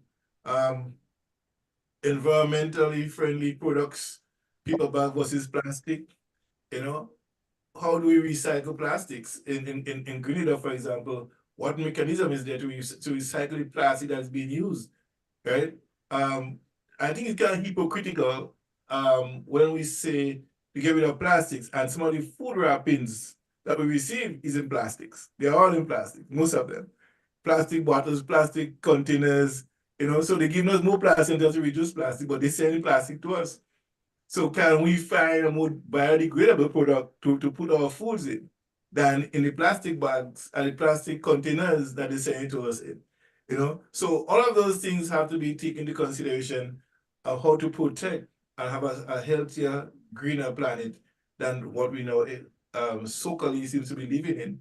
And being friends of the other country, we're not living on the earth, we're living with the earth.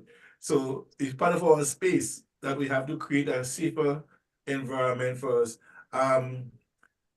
But Jules made mention also of the importation grammar zone and so on. I mean, things that are banned in Canada and the United States, we see it floating out in the so-called third world countries. They don't use it here. It's a crime to use it here. But then we give them a free pass. We accept them in the Caribbean and Africa, when we should say, no, we don't want it. And because of the cheaper, it's a cheaper way, an inexpensive way to fertilize our land, to take care of the weed and stuff like that, we opt for it.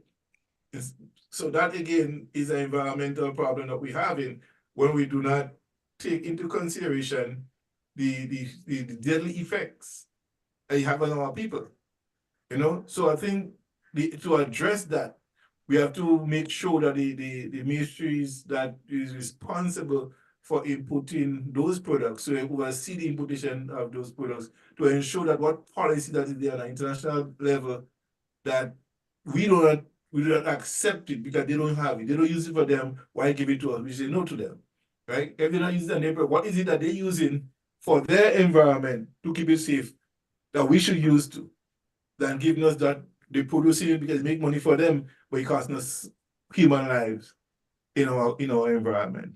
So I think it's important for us to have policy in place to reject those unwanted chemicals that they don't use and try to give it to us. So until we have a better solution to it, I would say that we should force demand from our governments within the Caribbean and Africa to ensure that those things don't come to our shores. So that's my contribution for today, and until something has popped in my mind. Pablo, back to you. Okay, thank you.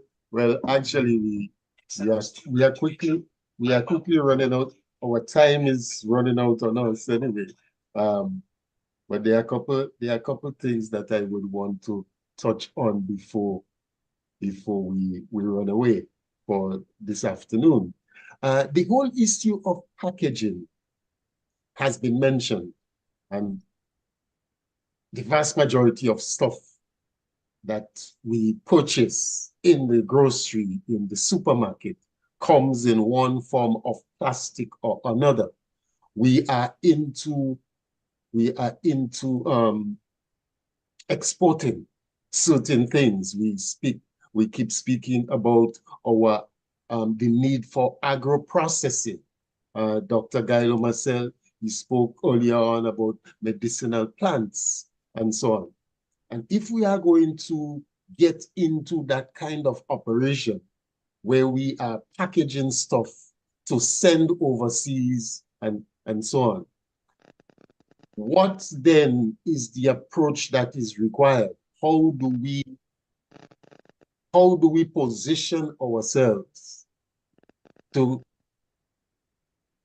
get rid of, to cut out on all of those plastic containers of one form or another, and what kind of alternatives are we to be exploring into? Yeah, Dr. Marcel? It's a very interesting question and proposition. You see, sometimes we are also handicapped in the sense that if we produce things to export, we then have to meet the criteria of the importing country. And the importing country says that for sanitation, for aesthetics, and to meet their laws, it must be in this type of packaging or packaging that would carry this type of labeling. So in some cases, our hands are tied. Again, I would reemphasize that I think there has to be a holistic approach in being a little more creative in developing in developing or adapting products that are or packaging material that are biodegradable, and then maybe on a national, regional, and international stage or forum, make the case for these things. This is what we want. This is where we want to be going, and we see the benefit of it. So, like discussions like these, become very important. But then, are we speaking to ourselves? Are we speaking to the converted? Do we have the policymakers or the management people listening to situations and things like that? Habit, when we talk about packaging, it also starts with maybe the way we approach maybe going on shop and our expectations when we go on shop.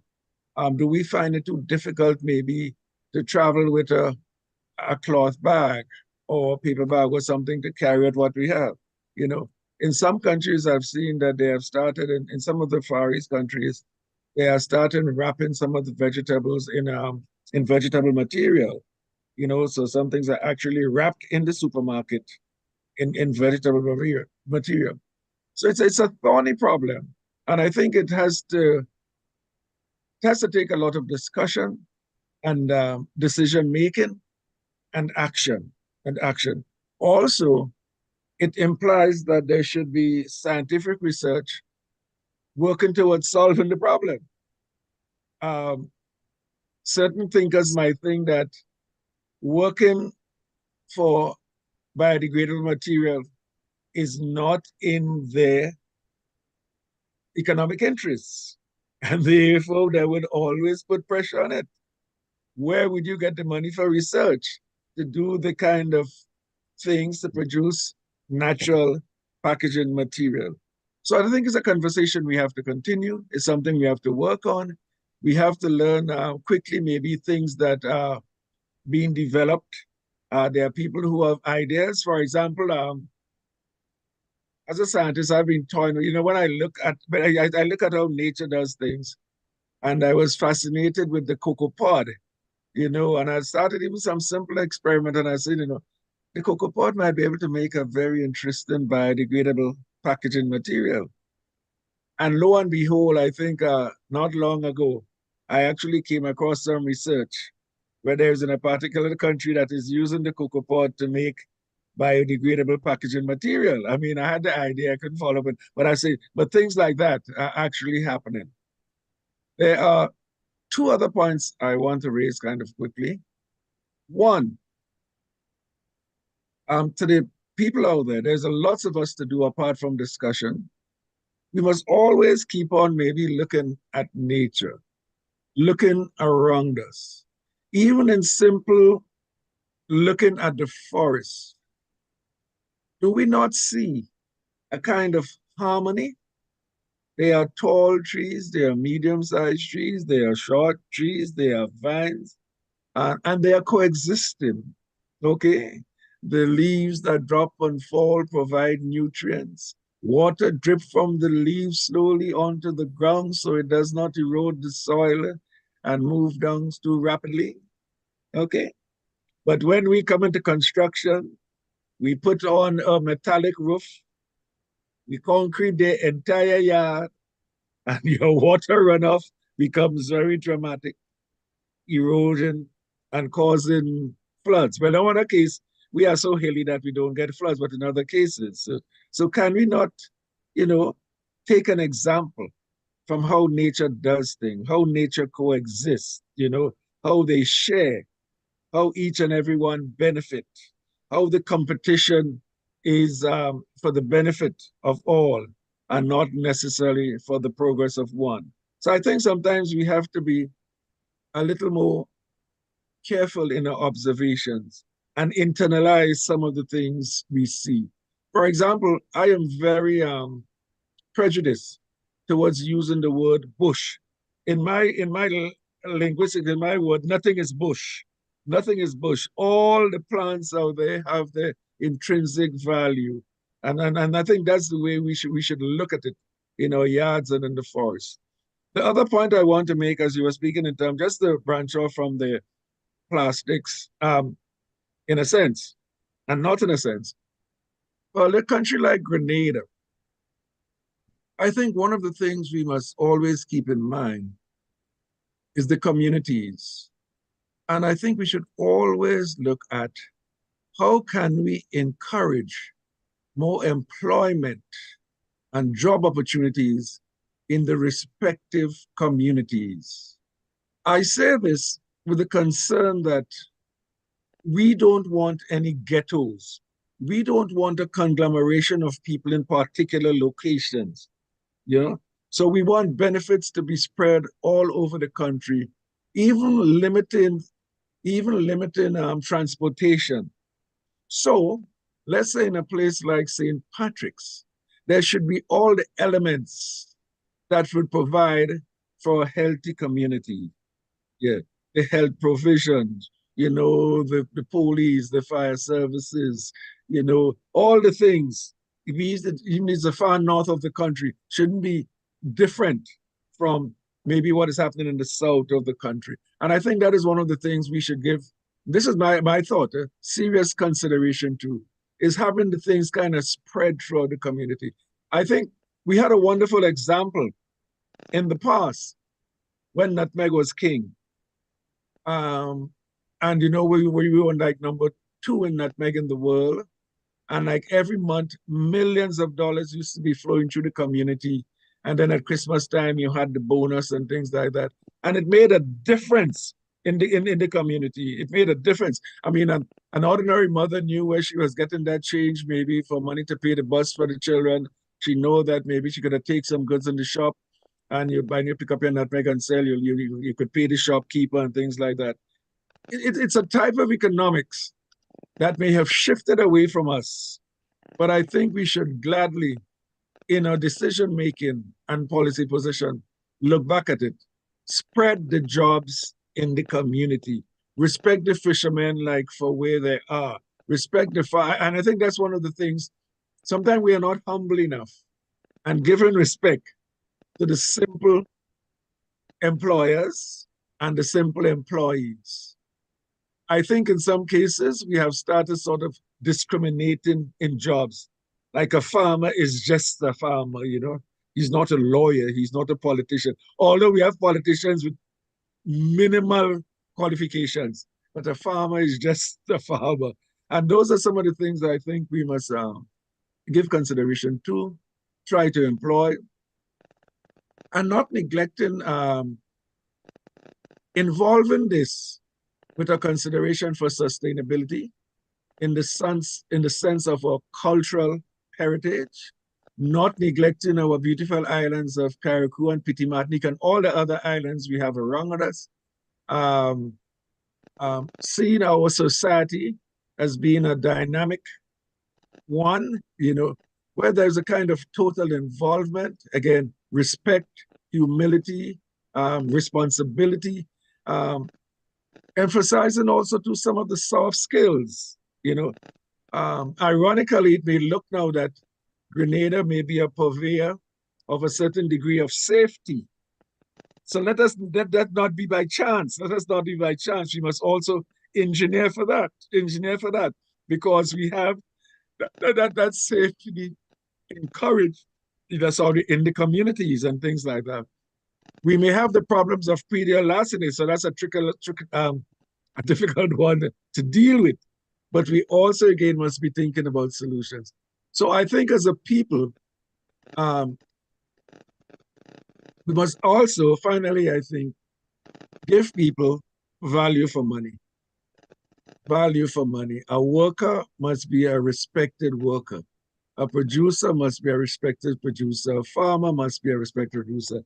And in the soft skill dimension, the person who is delivering, because that is one of the areas, I think, as we talk about job and employment, we are finding that a lot of the people delivering services are shortchanging us. Contractors are not delivering what they're supposed to deliver. We're looking at jobs and delivery, okay?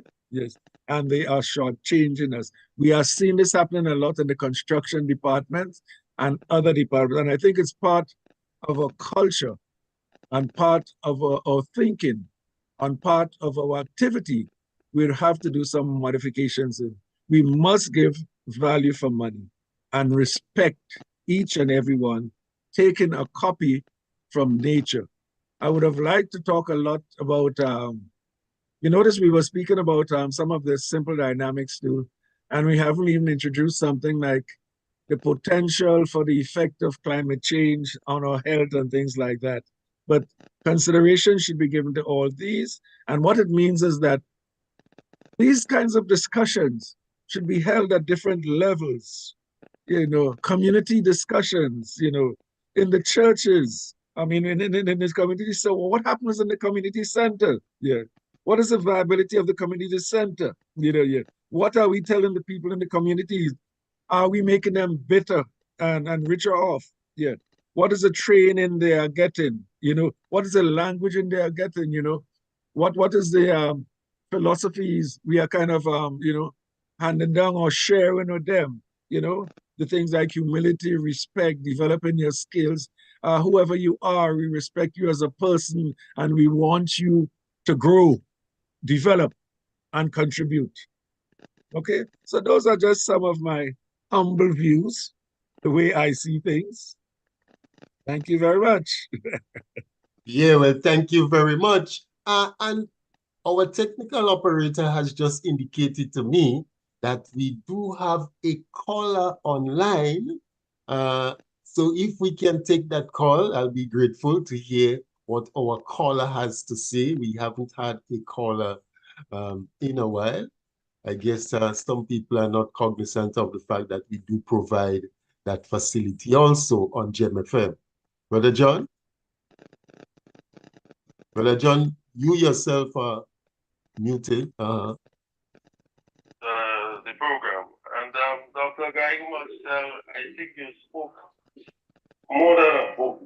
According to a guy named Chappell, as I know, you speak a record, an LP, on the whole question of how we perceive key sectors of our economy and our people. And you pointed to your experience being around as a scientist on the nutmeg industry and the rural economy, and you pointed out the whole aspect of fishing. Well, I want to ask a question after my comment, and my question is this.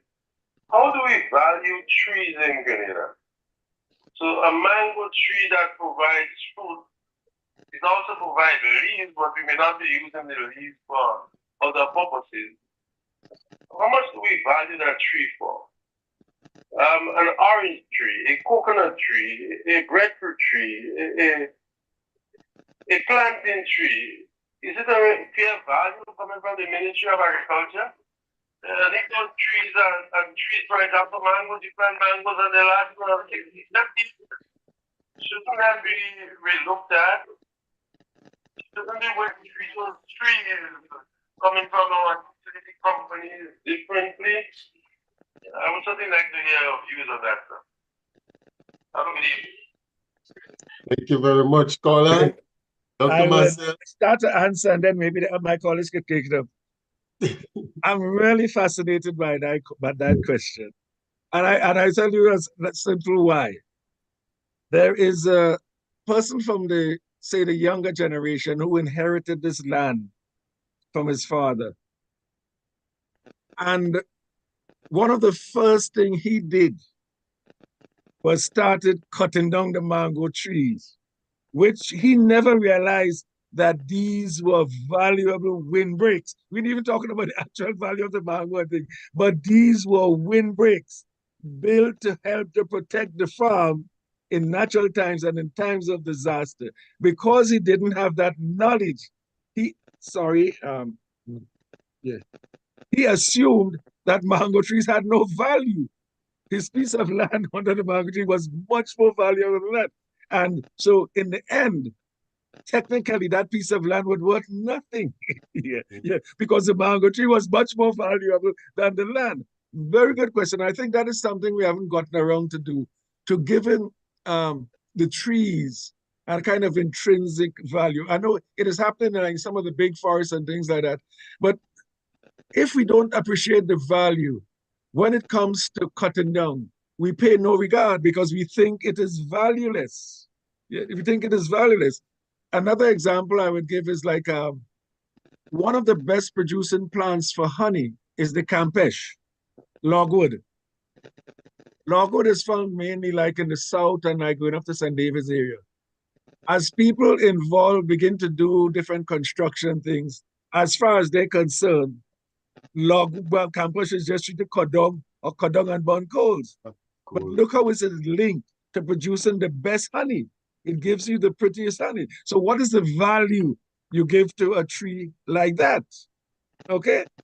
Another example, I'm just giving the colleague people who come in and start doing maybe cocoa production late and on their farm, they may have seen their father and grandfather in the farm, among the cocoa estate, having these big immortal trees. Okay. I know of one person who, when they said that once they get the land, they're going to cut it down because they didn't understand the value of the immortal tree. For cocoa, the immortal roots are very deep. In the dry season, they pull water from very, very deep down and bring it up to the soil. So the cocoa field could be replenished with water. Also, when they flower, the flowers fall and produce nutrients for the soil. But without the knowledge, you think that these things are valueless. Let us even speak about, I think Mr. Jules could carry here, our timber trees, our mahogany, our blue mahoe, our valuable cedar. Can we throw it in the face, maybe of a Carriacou boat builder, the value of a cedar tree, a pink pui tree, yeah, which is the wood they use for making, building boats, building vessels and things like that, or the lowland gommier and things like that, or the value of incense from the highland gommier, dacoides. Even looking at mangroves, implication of their value as nesting for fish and things like that. Can we come up with it? You see, we tend to think that these things are valueless. They're not even worth maybe a pound of sugar. But when we begin to think about them in detail, we realize how intrinsically valuable they are. Even in the South, where there used to be a lot of briar picker and things like that, but in the briar picker was a lot of crab holes and things like and things like that. Yeah. So we have to understand, yes, the importance, the intrinsic value, but I think maybe that is where maybe we lack data, and we have never stopped to put a value. We might see maybe a nutmeg tree as important, a coconut tree, but some of the other trees, we tend to want to dismiss them as maybe just being bush. But very important point you have raised, and I think it's something we should give consideration to. So it's funny that if we visit the different schools, I wonder if we see on the walls of the schools maybe pictures or painting of trees and relating to them, a certain kind of value. And we haven't even reached to the point of aesthetics yet, okay? Their value maybe for writing, for poets, for artists, for photography, okay? The influence, and how do we measure that? Yeah, these things, as simple as they are, the trees we have is much, much more than our budget, much, much more than we budget in years and years.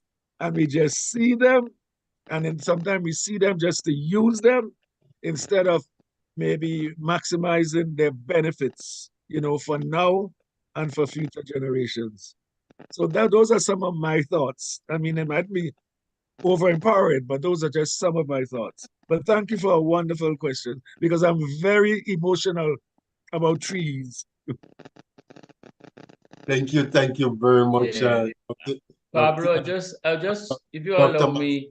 Yeah, you come in. I want to add here, I know that Dr. Marcel touched a lot in terms of the values based on the questions asked.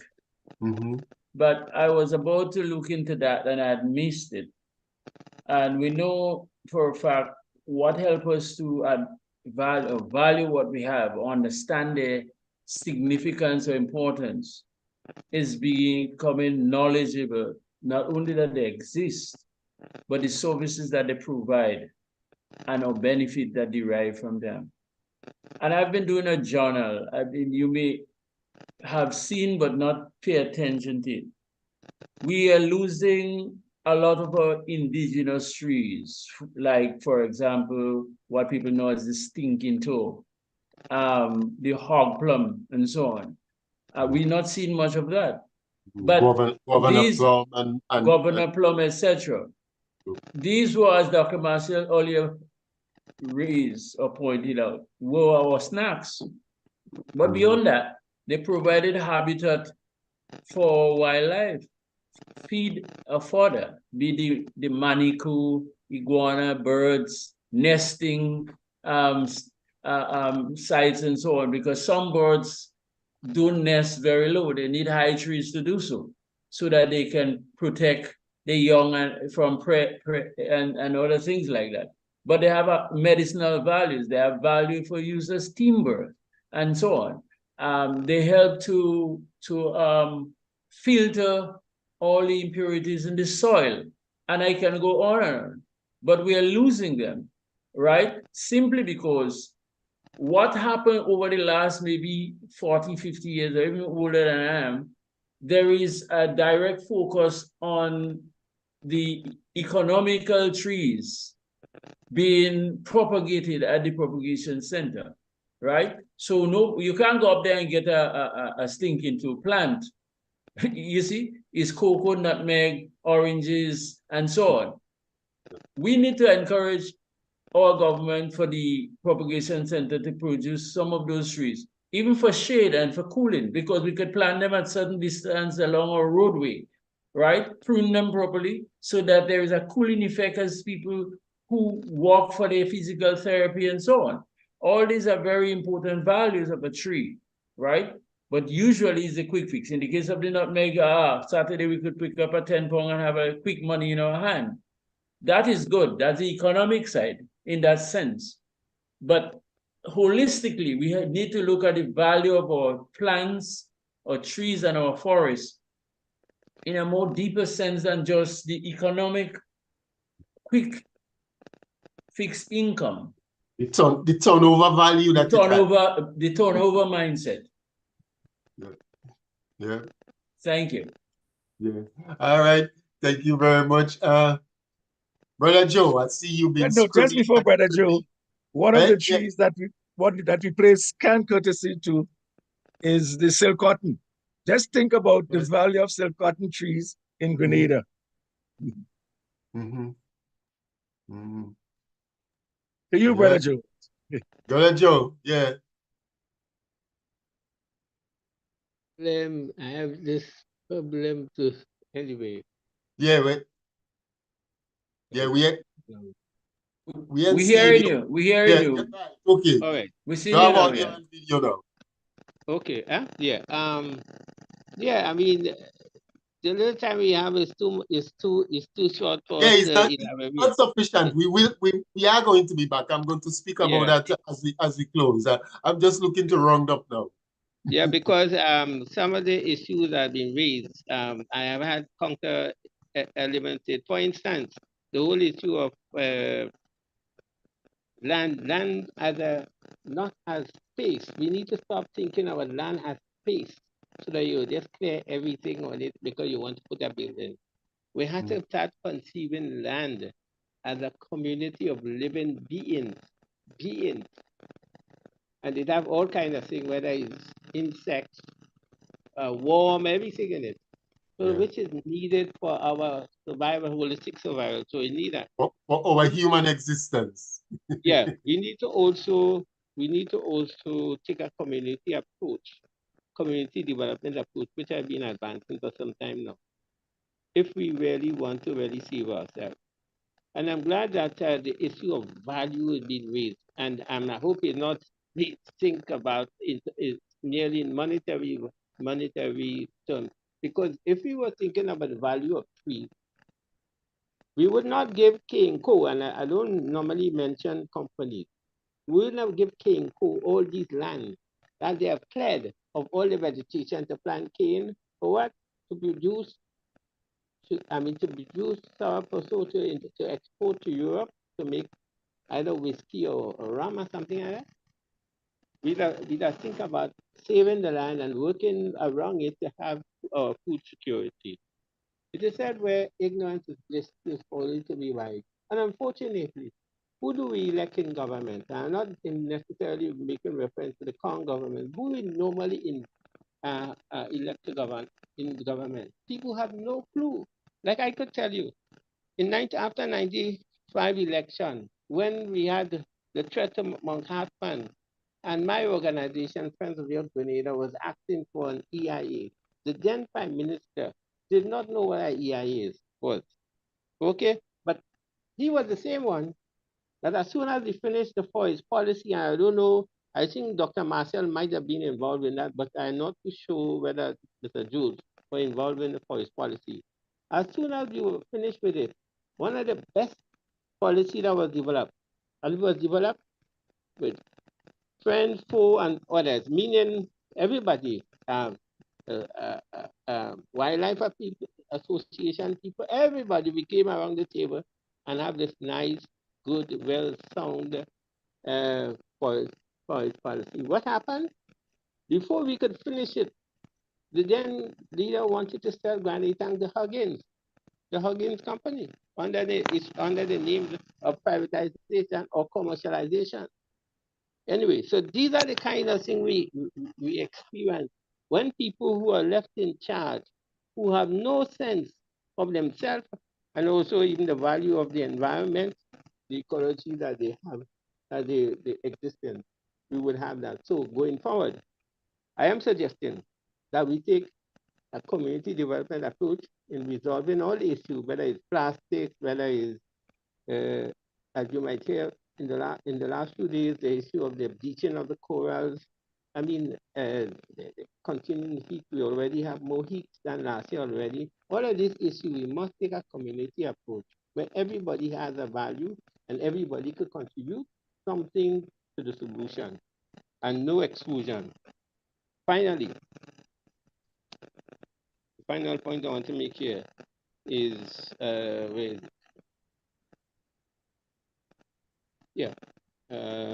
seems I'm going to forget what I was here. But and of course we need to encourage citizens, scientists, citizens, people can be able to see things, observe it, and be able to make reference and make economic contribution. Citizen science. Thank you very much. Thank you very much. Because, well, actually, we're at the stage where we are rounding up our session for this afternoon. So I just make the rounds. I get some final words from our three remaining guests that we've had here for the past 2 hours.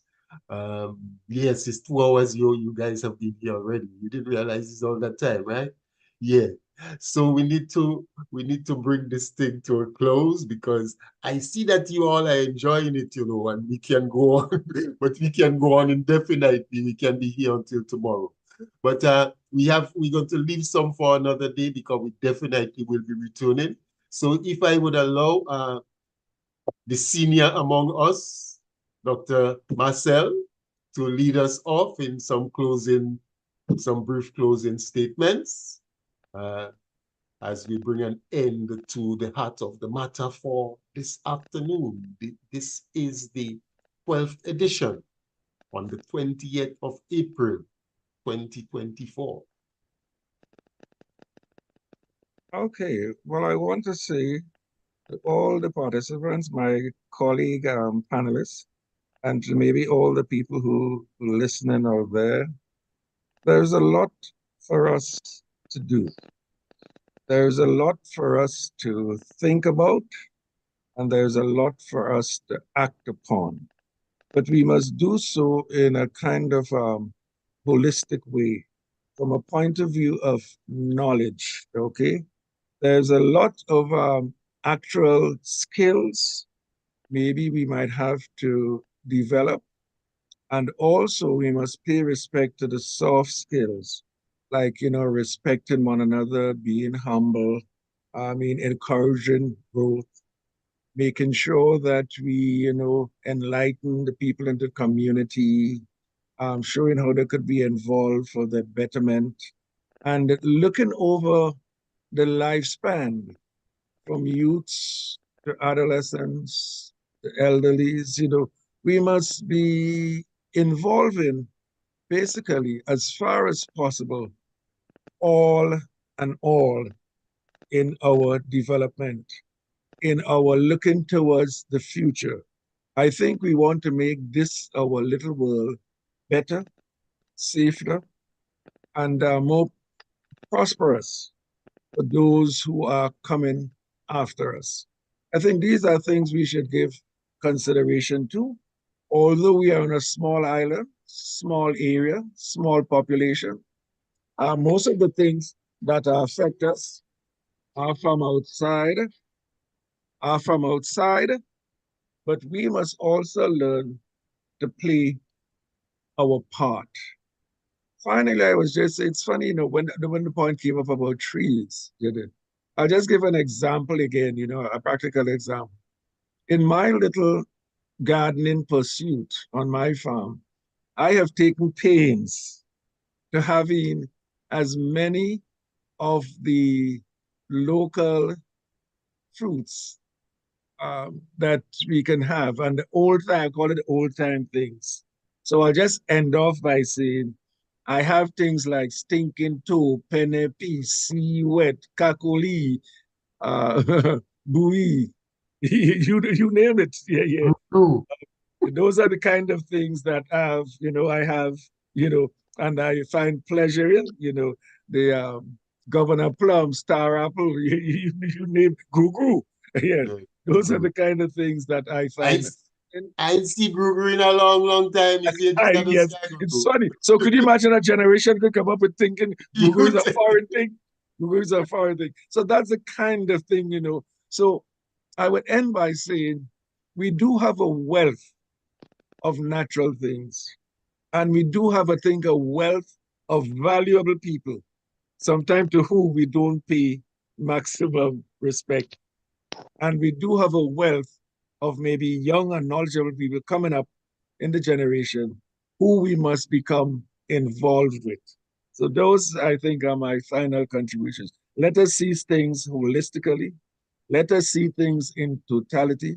Let us see things for development and for betterment for all. Thank you. Thank you much, Dr. Marcel. Brother Jules. Thank you again, Pablo, and my fellow panelists and the producer for an opportunity to have a chit chat on things that are important to us. I want to concur with Dr. Marcel and Brother Antoine that we need to find synergy and that we must take a holistic approach in how we look at our people as a resource and our environment. And in closing, as part of becoming knowledgeable of what we have in terms of trees, we had partnered, myself and Dr. Marcel, in a book named or called Caribbean Spice Island Plant. A copy, there are two versions, if I should use that. One is a hardcover and one is a paperback. The idea when that book came up was to ensure that all Grenadian homes have one, including other institutions.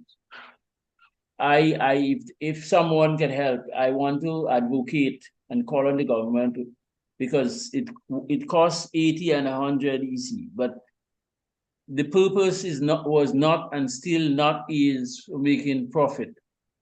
It is to reach the people of Grenada or the state of Grenada to educate them as to what we have in terms of plant species.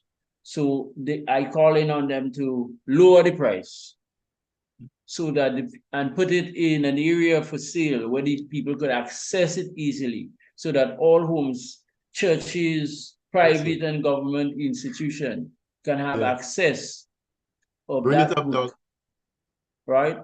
So that Caribbean Spice we'd be able to, wonderful. We could be able to preserve and our forest ecology for us, the plants, animals to coexist. Thank you very much. Thank you very much. Comrade Antoine. Yeah, are you hearing me?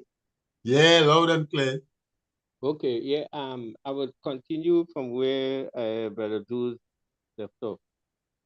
I think one of the things I would advise that we know what we have. Most of us don't know what we have. We don't know the plants, we don't know the fauna. I mean the fauna, we don't know the fauna and the flora. So we need to learn So I would agree with him, and we probably ask the Ministry of Education, the Grenada Tourism Authority, and the Ministry of Agriculture, and the Ministry of Agriculture, and also the Ministry of Environment or Climate Resilience, whatever you call them.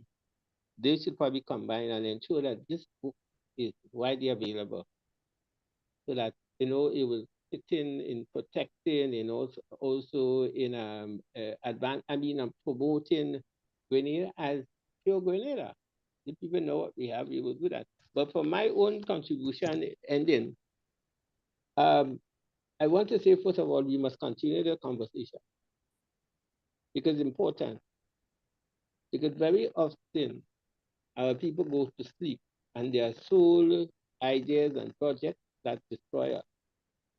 We have seen what happened in the Breakwater. We have seen what happened in Mount Hartman. We have seen what happened in Lhasa Jeff and also Livera. All of these are lost possibilities. But we could hope that we could, stall the rest from going forward. In terms of probably let this be the last of the destruction in the name of employment and foreign exchange and whatever you want to call it, and be the beginning of us seeking to generate wealth from enhancing, protecting, and regenerating what we have, knowing what we have. Otherwise, we would reflect what Shakespeare said, where ignorance is bliss, it's folly to be wise. And we should be wise rather than foolish. I could go on, but I will say thank you for allowing me to be part of this process. And I'm sorry that Dr. Marsha had to leave because I'm sure it would have made it even more dynamic. But trying to kick and have it, she have to be somewhere else. Thank you very much. So let's hope that the final thing is that Friends of the Earth has its own, as usual, activity for Earth Day. And on Monday at 6 o'clock, we will have this conversation on planning versus plastic. We have Dr. Francis Martin, Dr. Masha Mary Hines. We have, who is the next person? 4 people on it. And myself is one, but I'm forgetting the fourth one now. Sorry. I'm forgetting Francis Martin. Who's the third one? But we will be speaking on plastic in a more elaborate way. So please join us. You could contact Pablo or contact Dr. Marcel or myself for the link or so, the information on the link. Thank you. Thank you very much. Thank you very much, sorry. Go ahead. The fourth person is Dr. Belva Bowles from Louisiana. That doctor, that outstanding doctor, African American doctor. She has been with us before. Dr. Belva Bowles. Yeah. Thank you. Okay. So wonderful. Well, gentlemen, I thank you for accepting the invitation to be here this afternoon. I must confess to the public and to whoever's listening right now that I didn't just initiate that.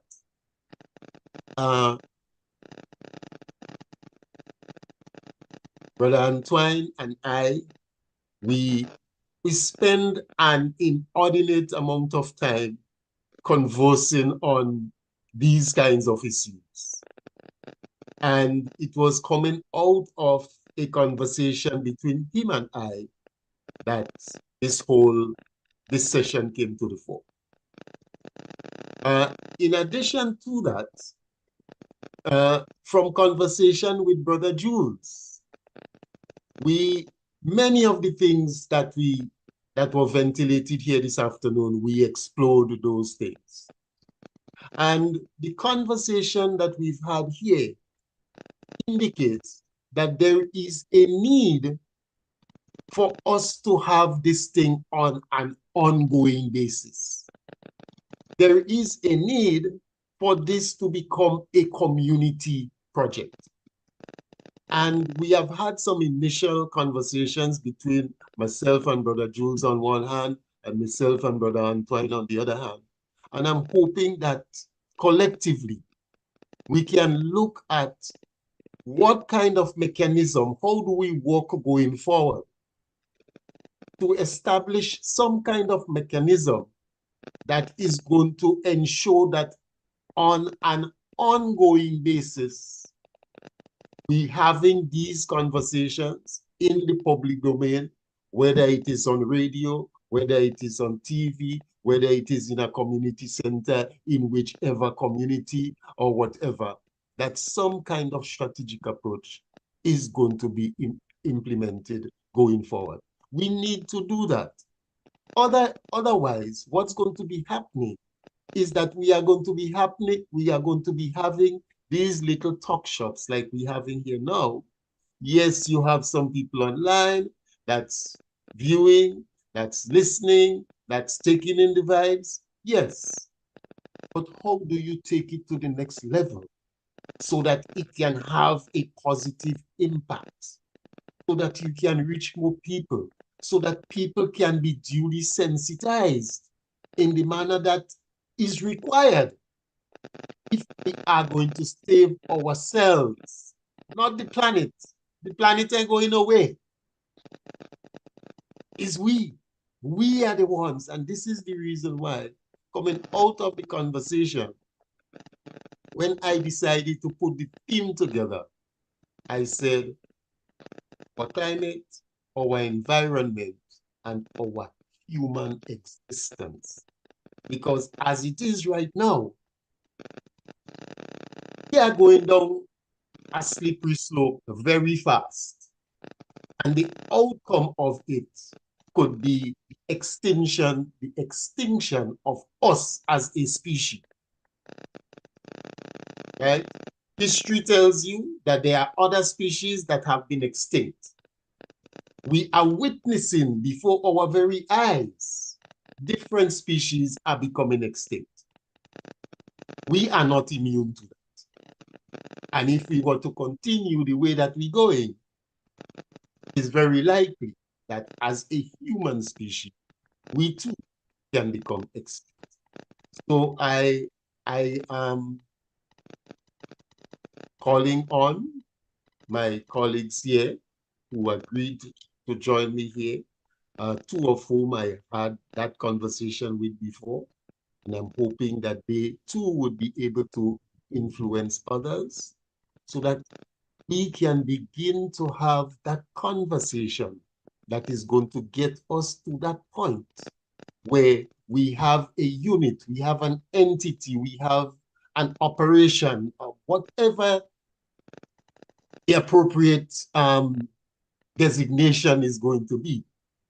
But ultimately, we will be seeking to uplift our awareness, to raise the awareness, to get our people to appreciate that when you see a tree is not just a tree. That when you see whatever vegetation is growing by the side of the road or wherever, is not just bush. Because oftentimes we are walking on the thing that can heal us. We might have particular health conditions, and the thing that we're walking on and the thing that we just dismissing, these are the things that can heal us and give us the health that we really require to continue the life that we live in. So behind the scenes, I expect that we are going to continue our conversation, and we are going to get to the point where this becomes a part of our staple, a part of our diet, a part of our culture, a part of the overall conversation that takes place among us as a people, and so that we can really play a significant role, play the correct role in terms of preserving the little island that we have, because every time you hear those things, and we didn't get into the rising of sea levels and how it can impact us and so on. We are going to get into these things when next we speak. And these things are so critical. We spoke about our economy and generating income. These things are so critical to the local people in terms of generating income, because these are the people who go out in the same seawater to try to catch the same fish that we throw in all the plastic for them to feed on. You know, so this is critical that we get on board with this thing, and I am trusting that we can make this thing happen as we proceed. All right. So once again, thank you to our panelists, including the one who had to leave us early, Dr. Masha. Yeah.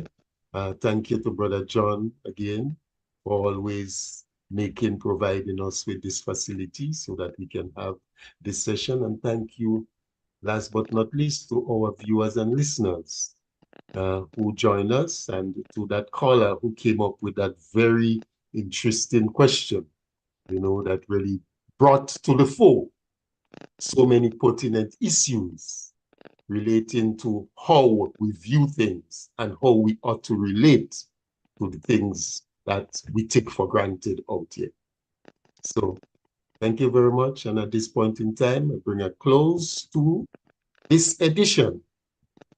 And as I said, it is the 12th edition of the Heart of the Matter, right here on GMFM.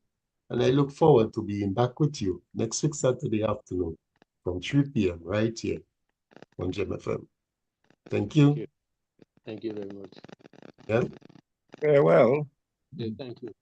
Thank you, Pablo, and everyone else. Have a wonderful evening. Yeah, thank you. Yeah. All right. All right. And power to the earth. Blessings. Forward to you Power all to the the time. All the time. Oh. Dr. Marcel. I also want to say something to Dr. Marcel. Mhm. You made mention earlier on about just having this conversation and not really getting involved. You'll be just a talk shop.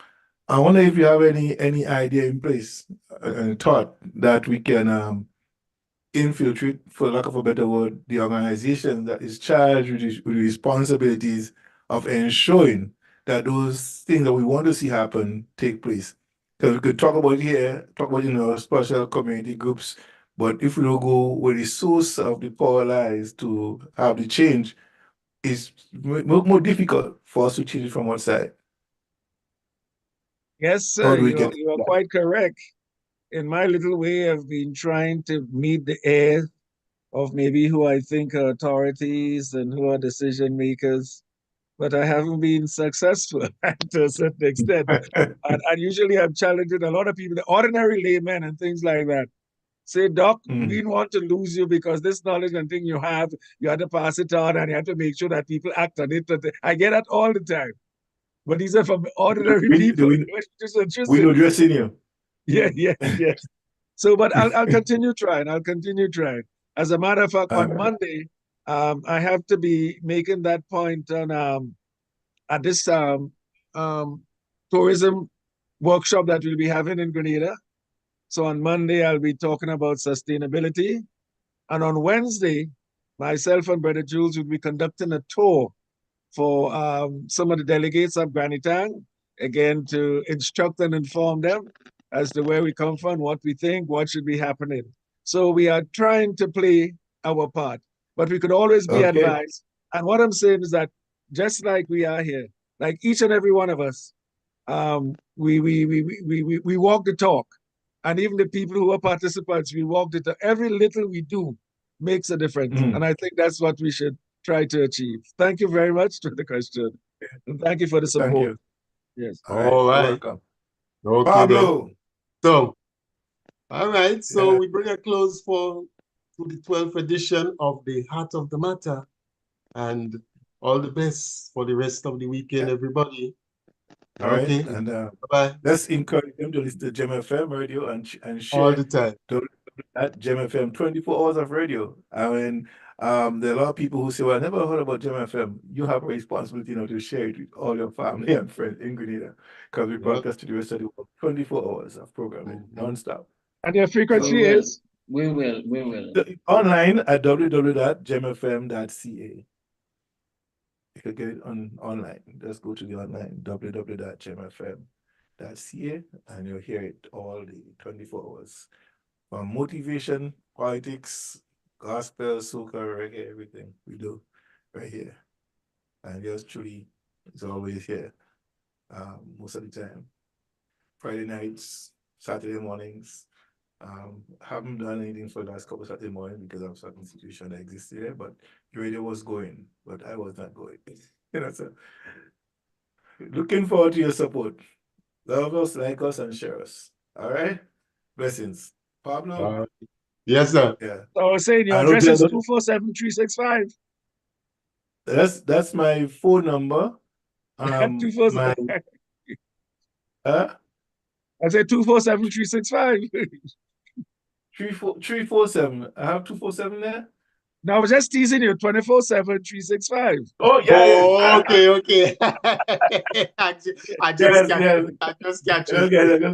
got you. Yeah.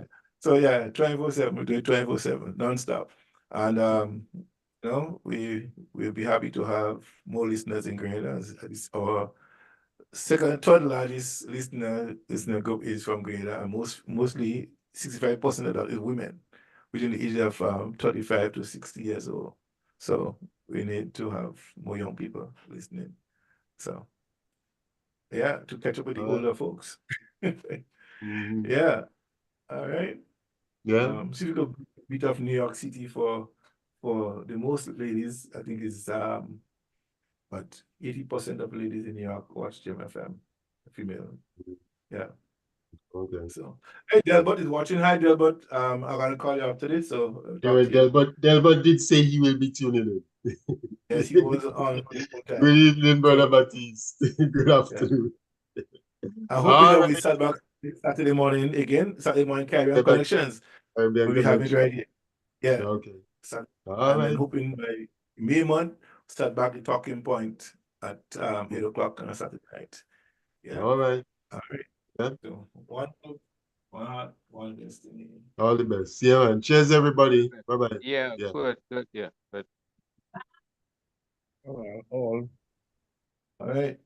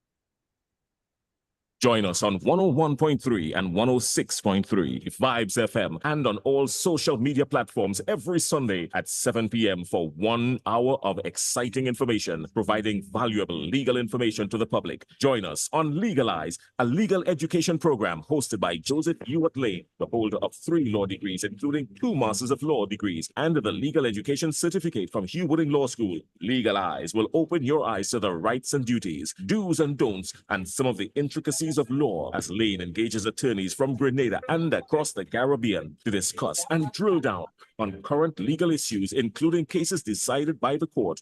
Come, join the vibes. Legalize 7 p.m. to 8 p.m. this and every Sunday. Don't miss it. Calling all Grenadians and friends of Grenada in Ontario and beyond. A fire in the village of Shantimel displaced 17 persons recently. So the Grenada Disaster Preparedness Toronto, in association with other Grenadian organizations in Canada and under the auspices of the Consulate General of Grenada, are coming forward for a worthy cause with a diaspora brunch. It's happening Sunday, April 28th from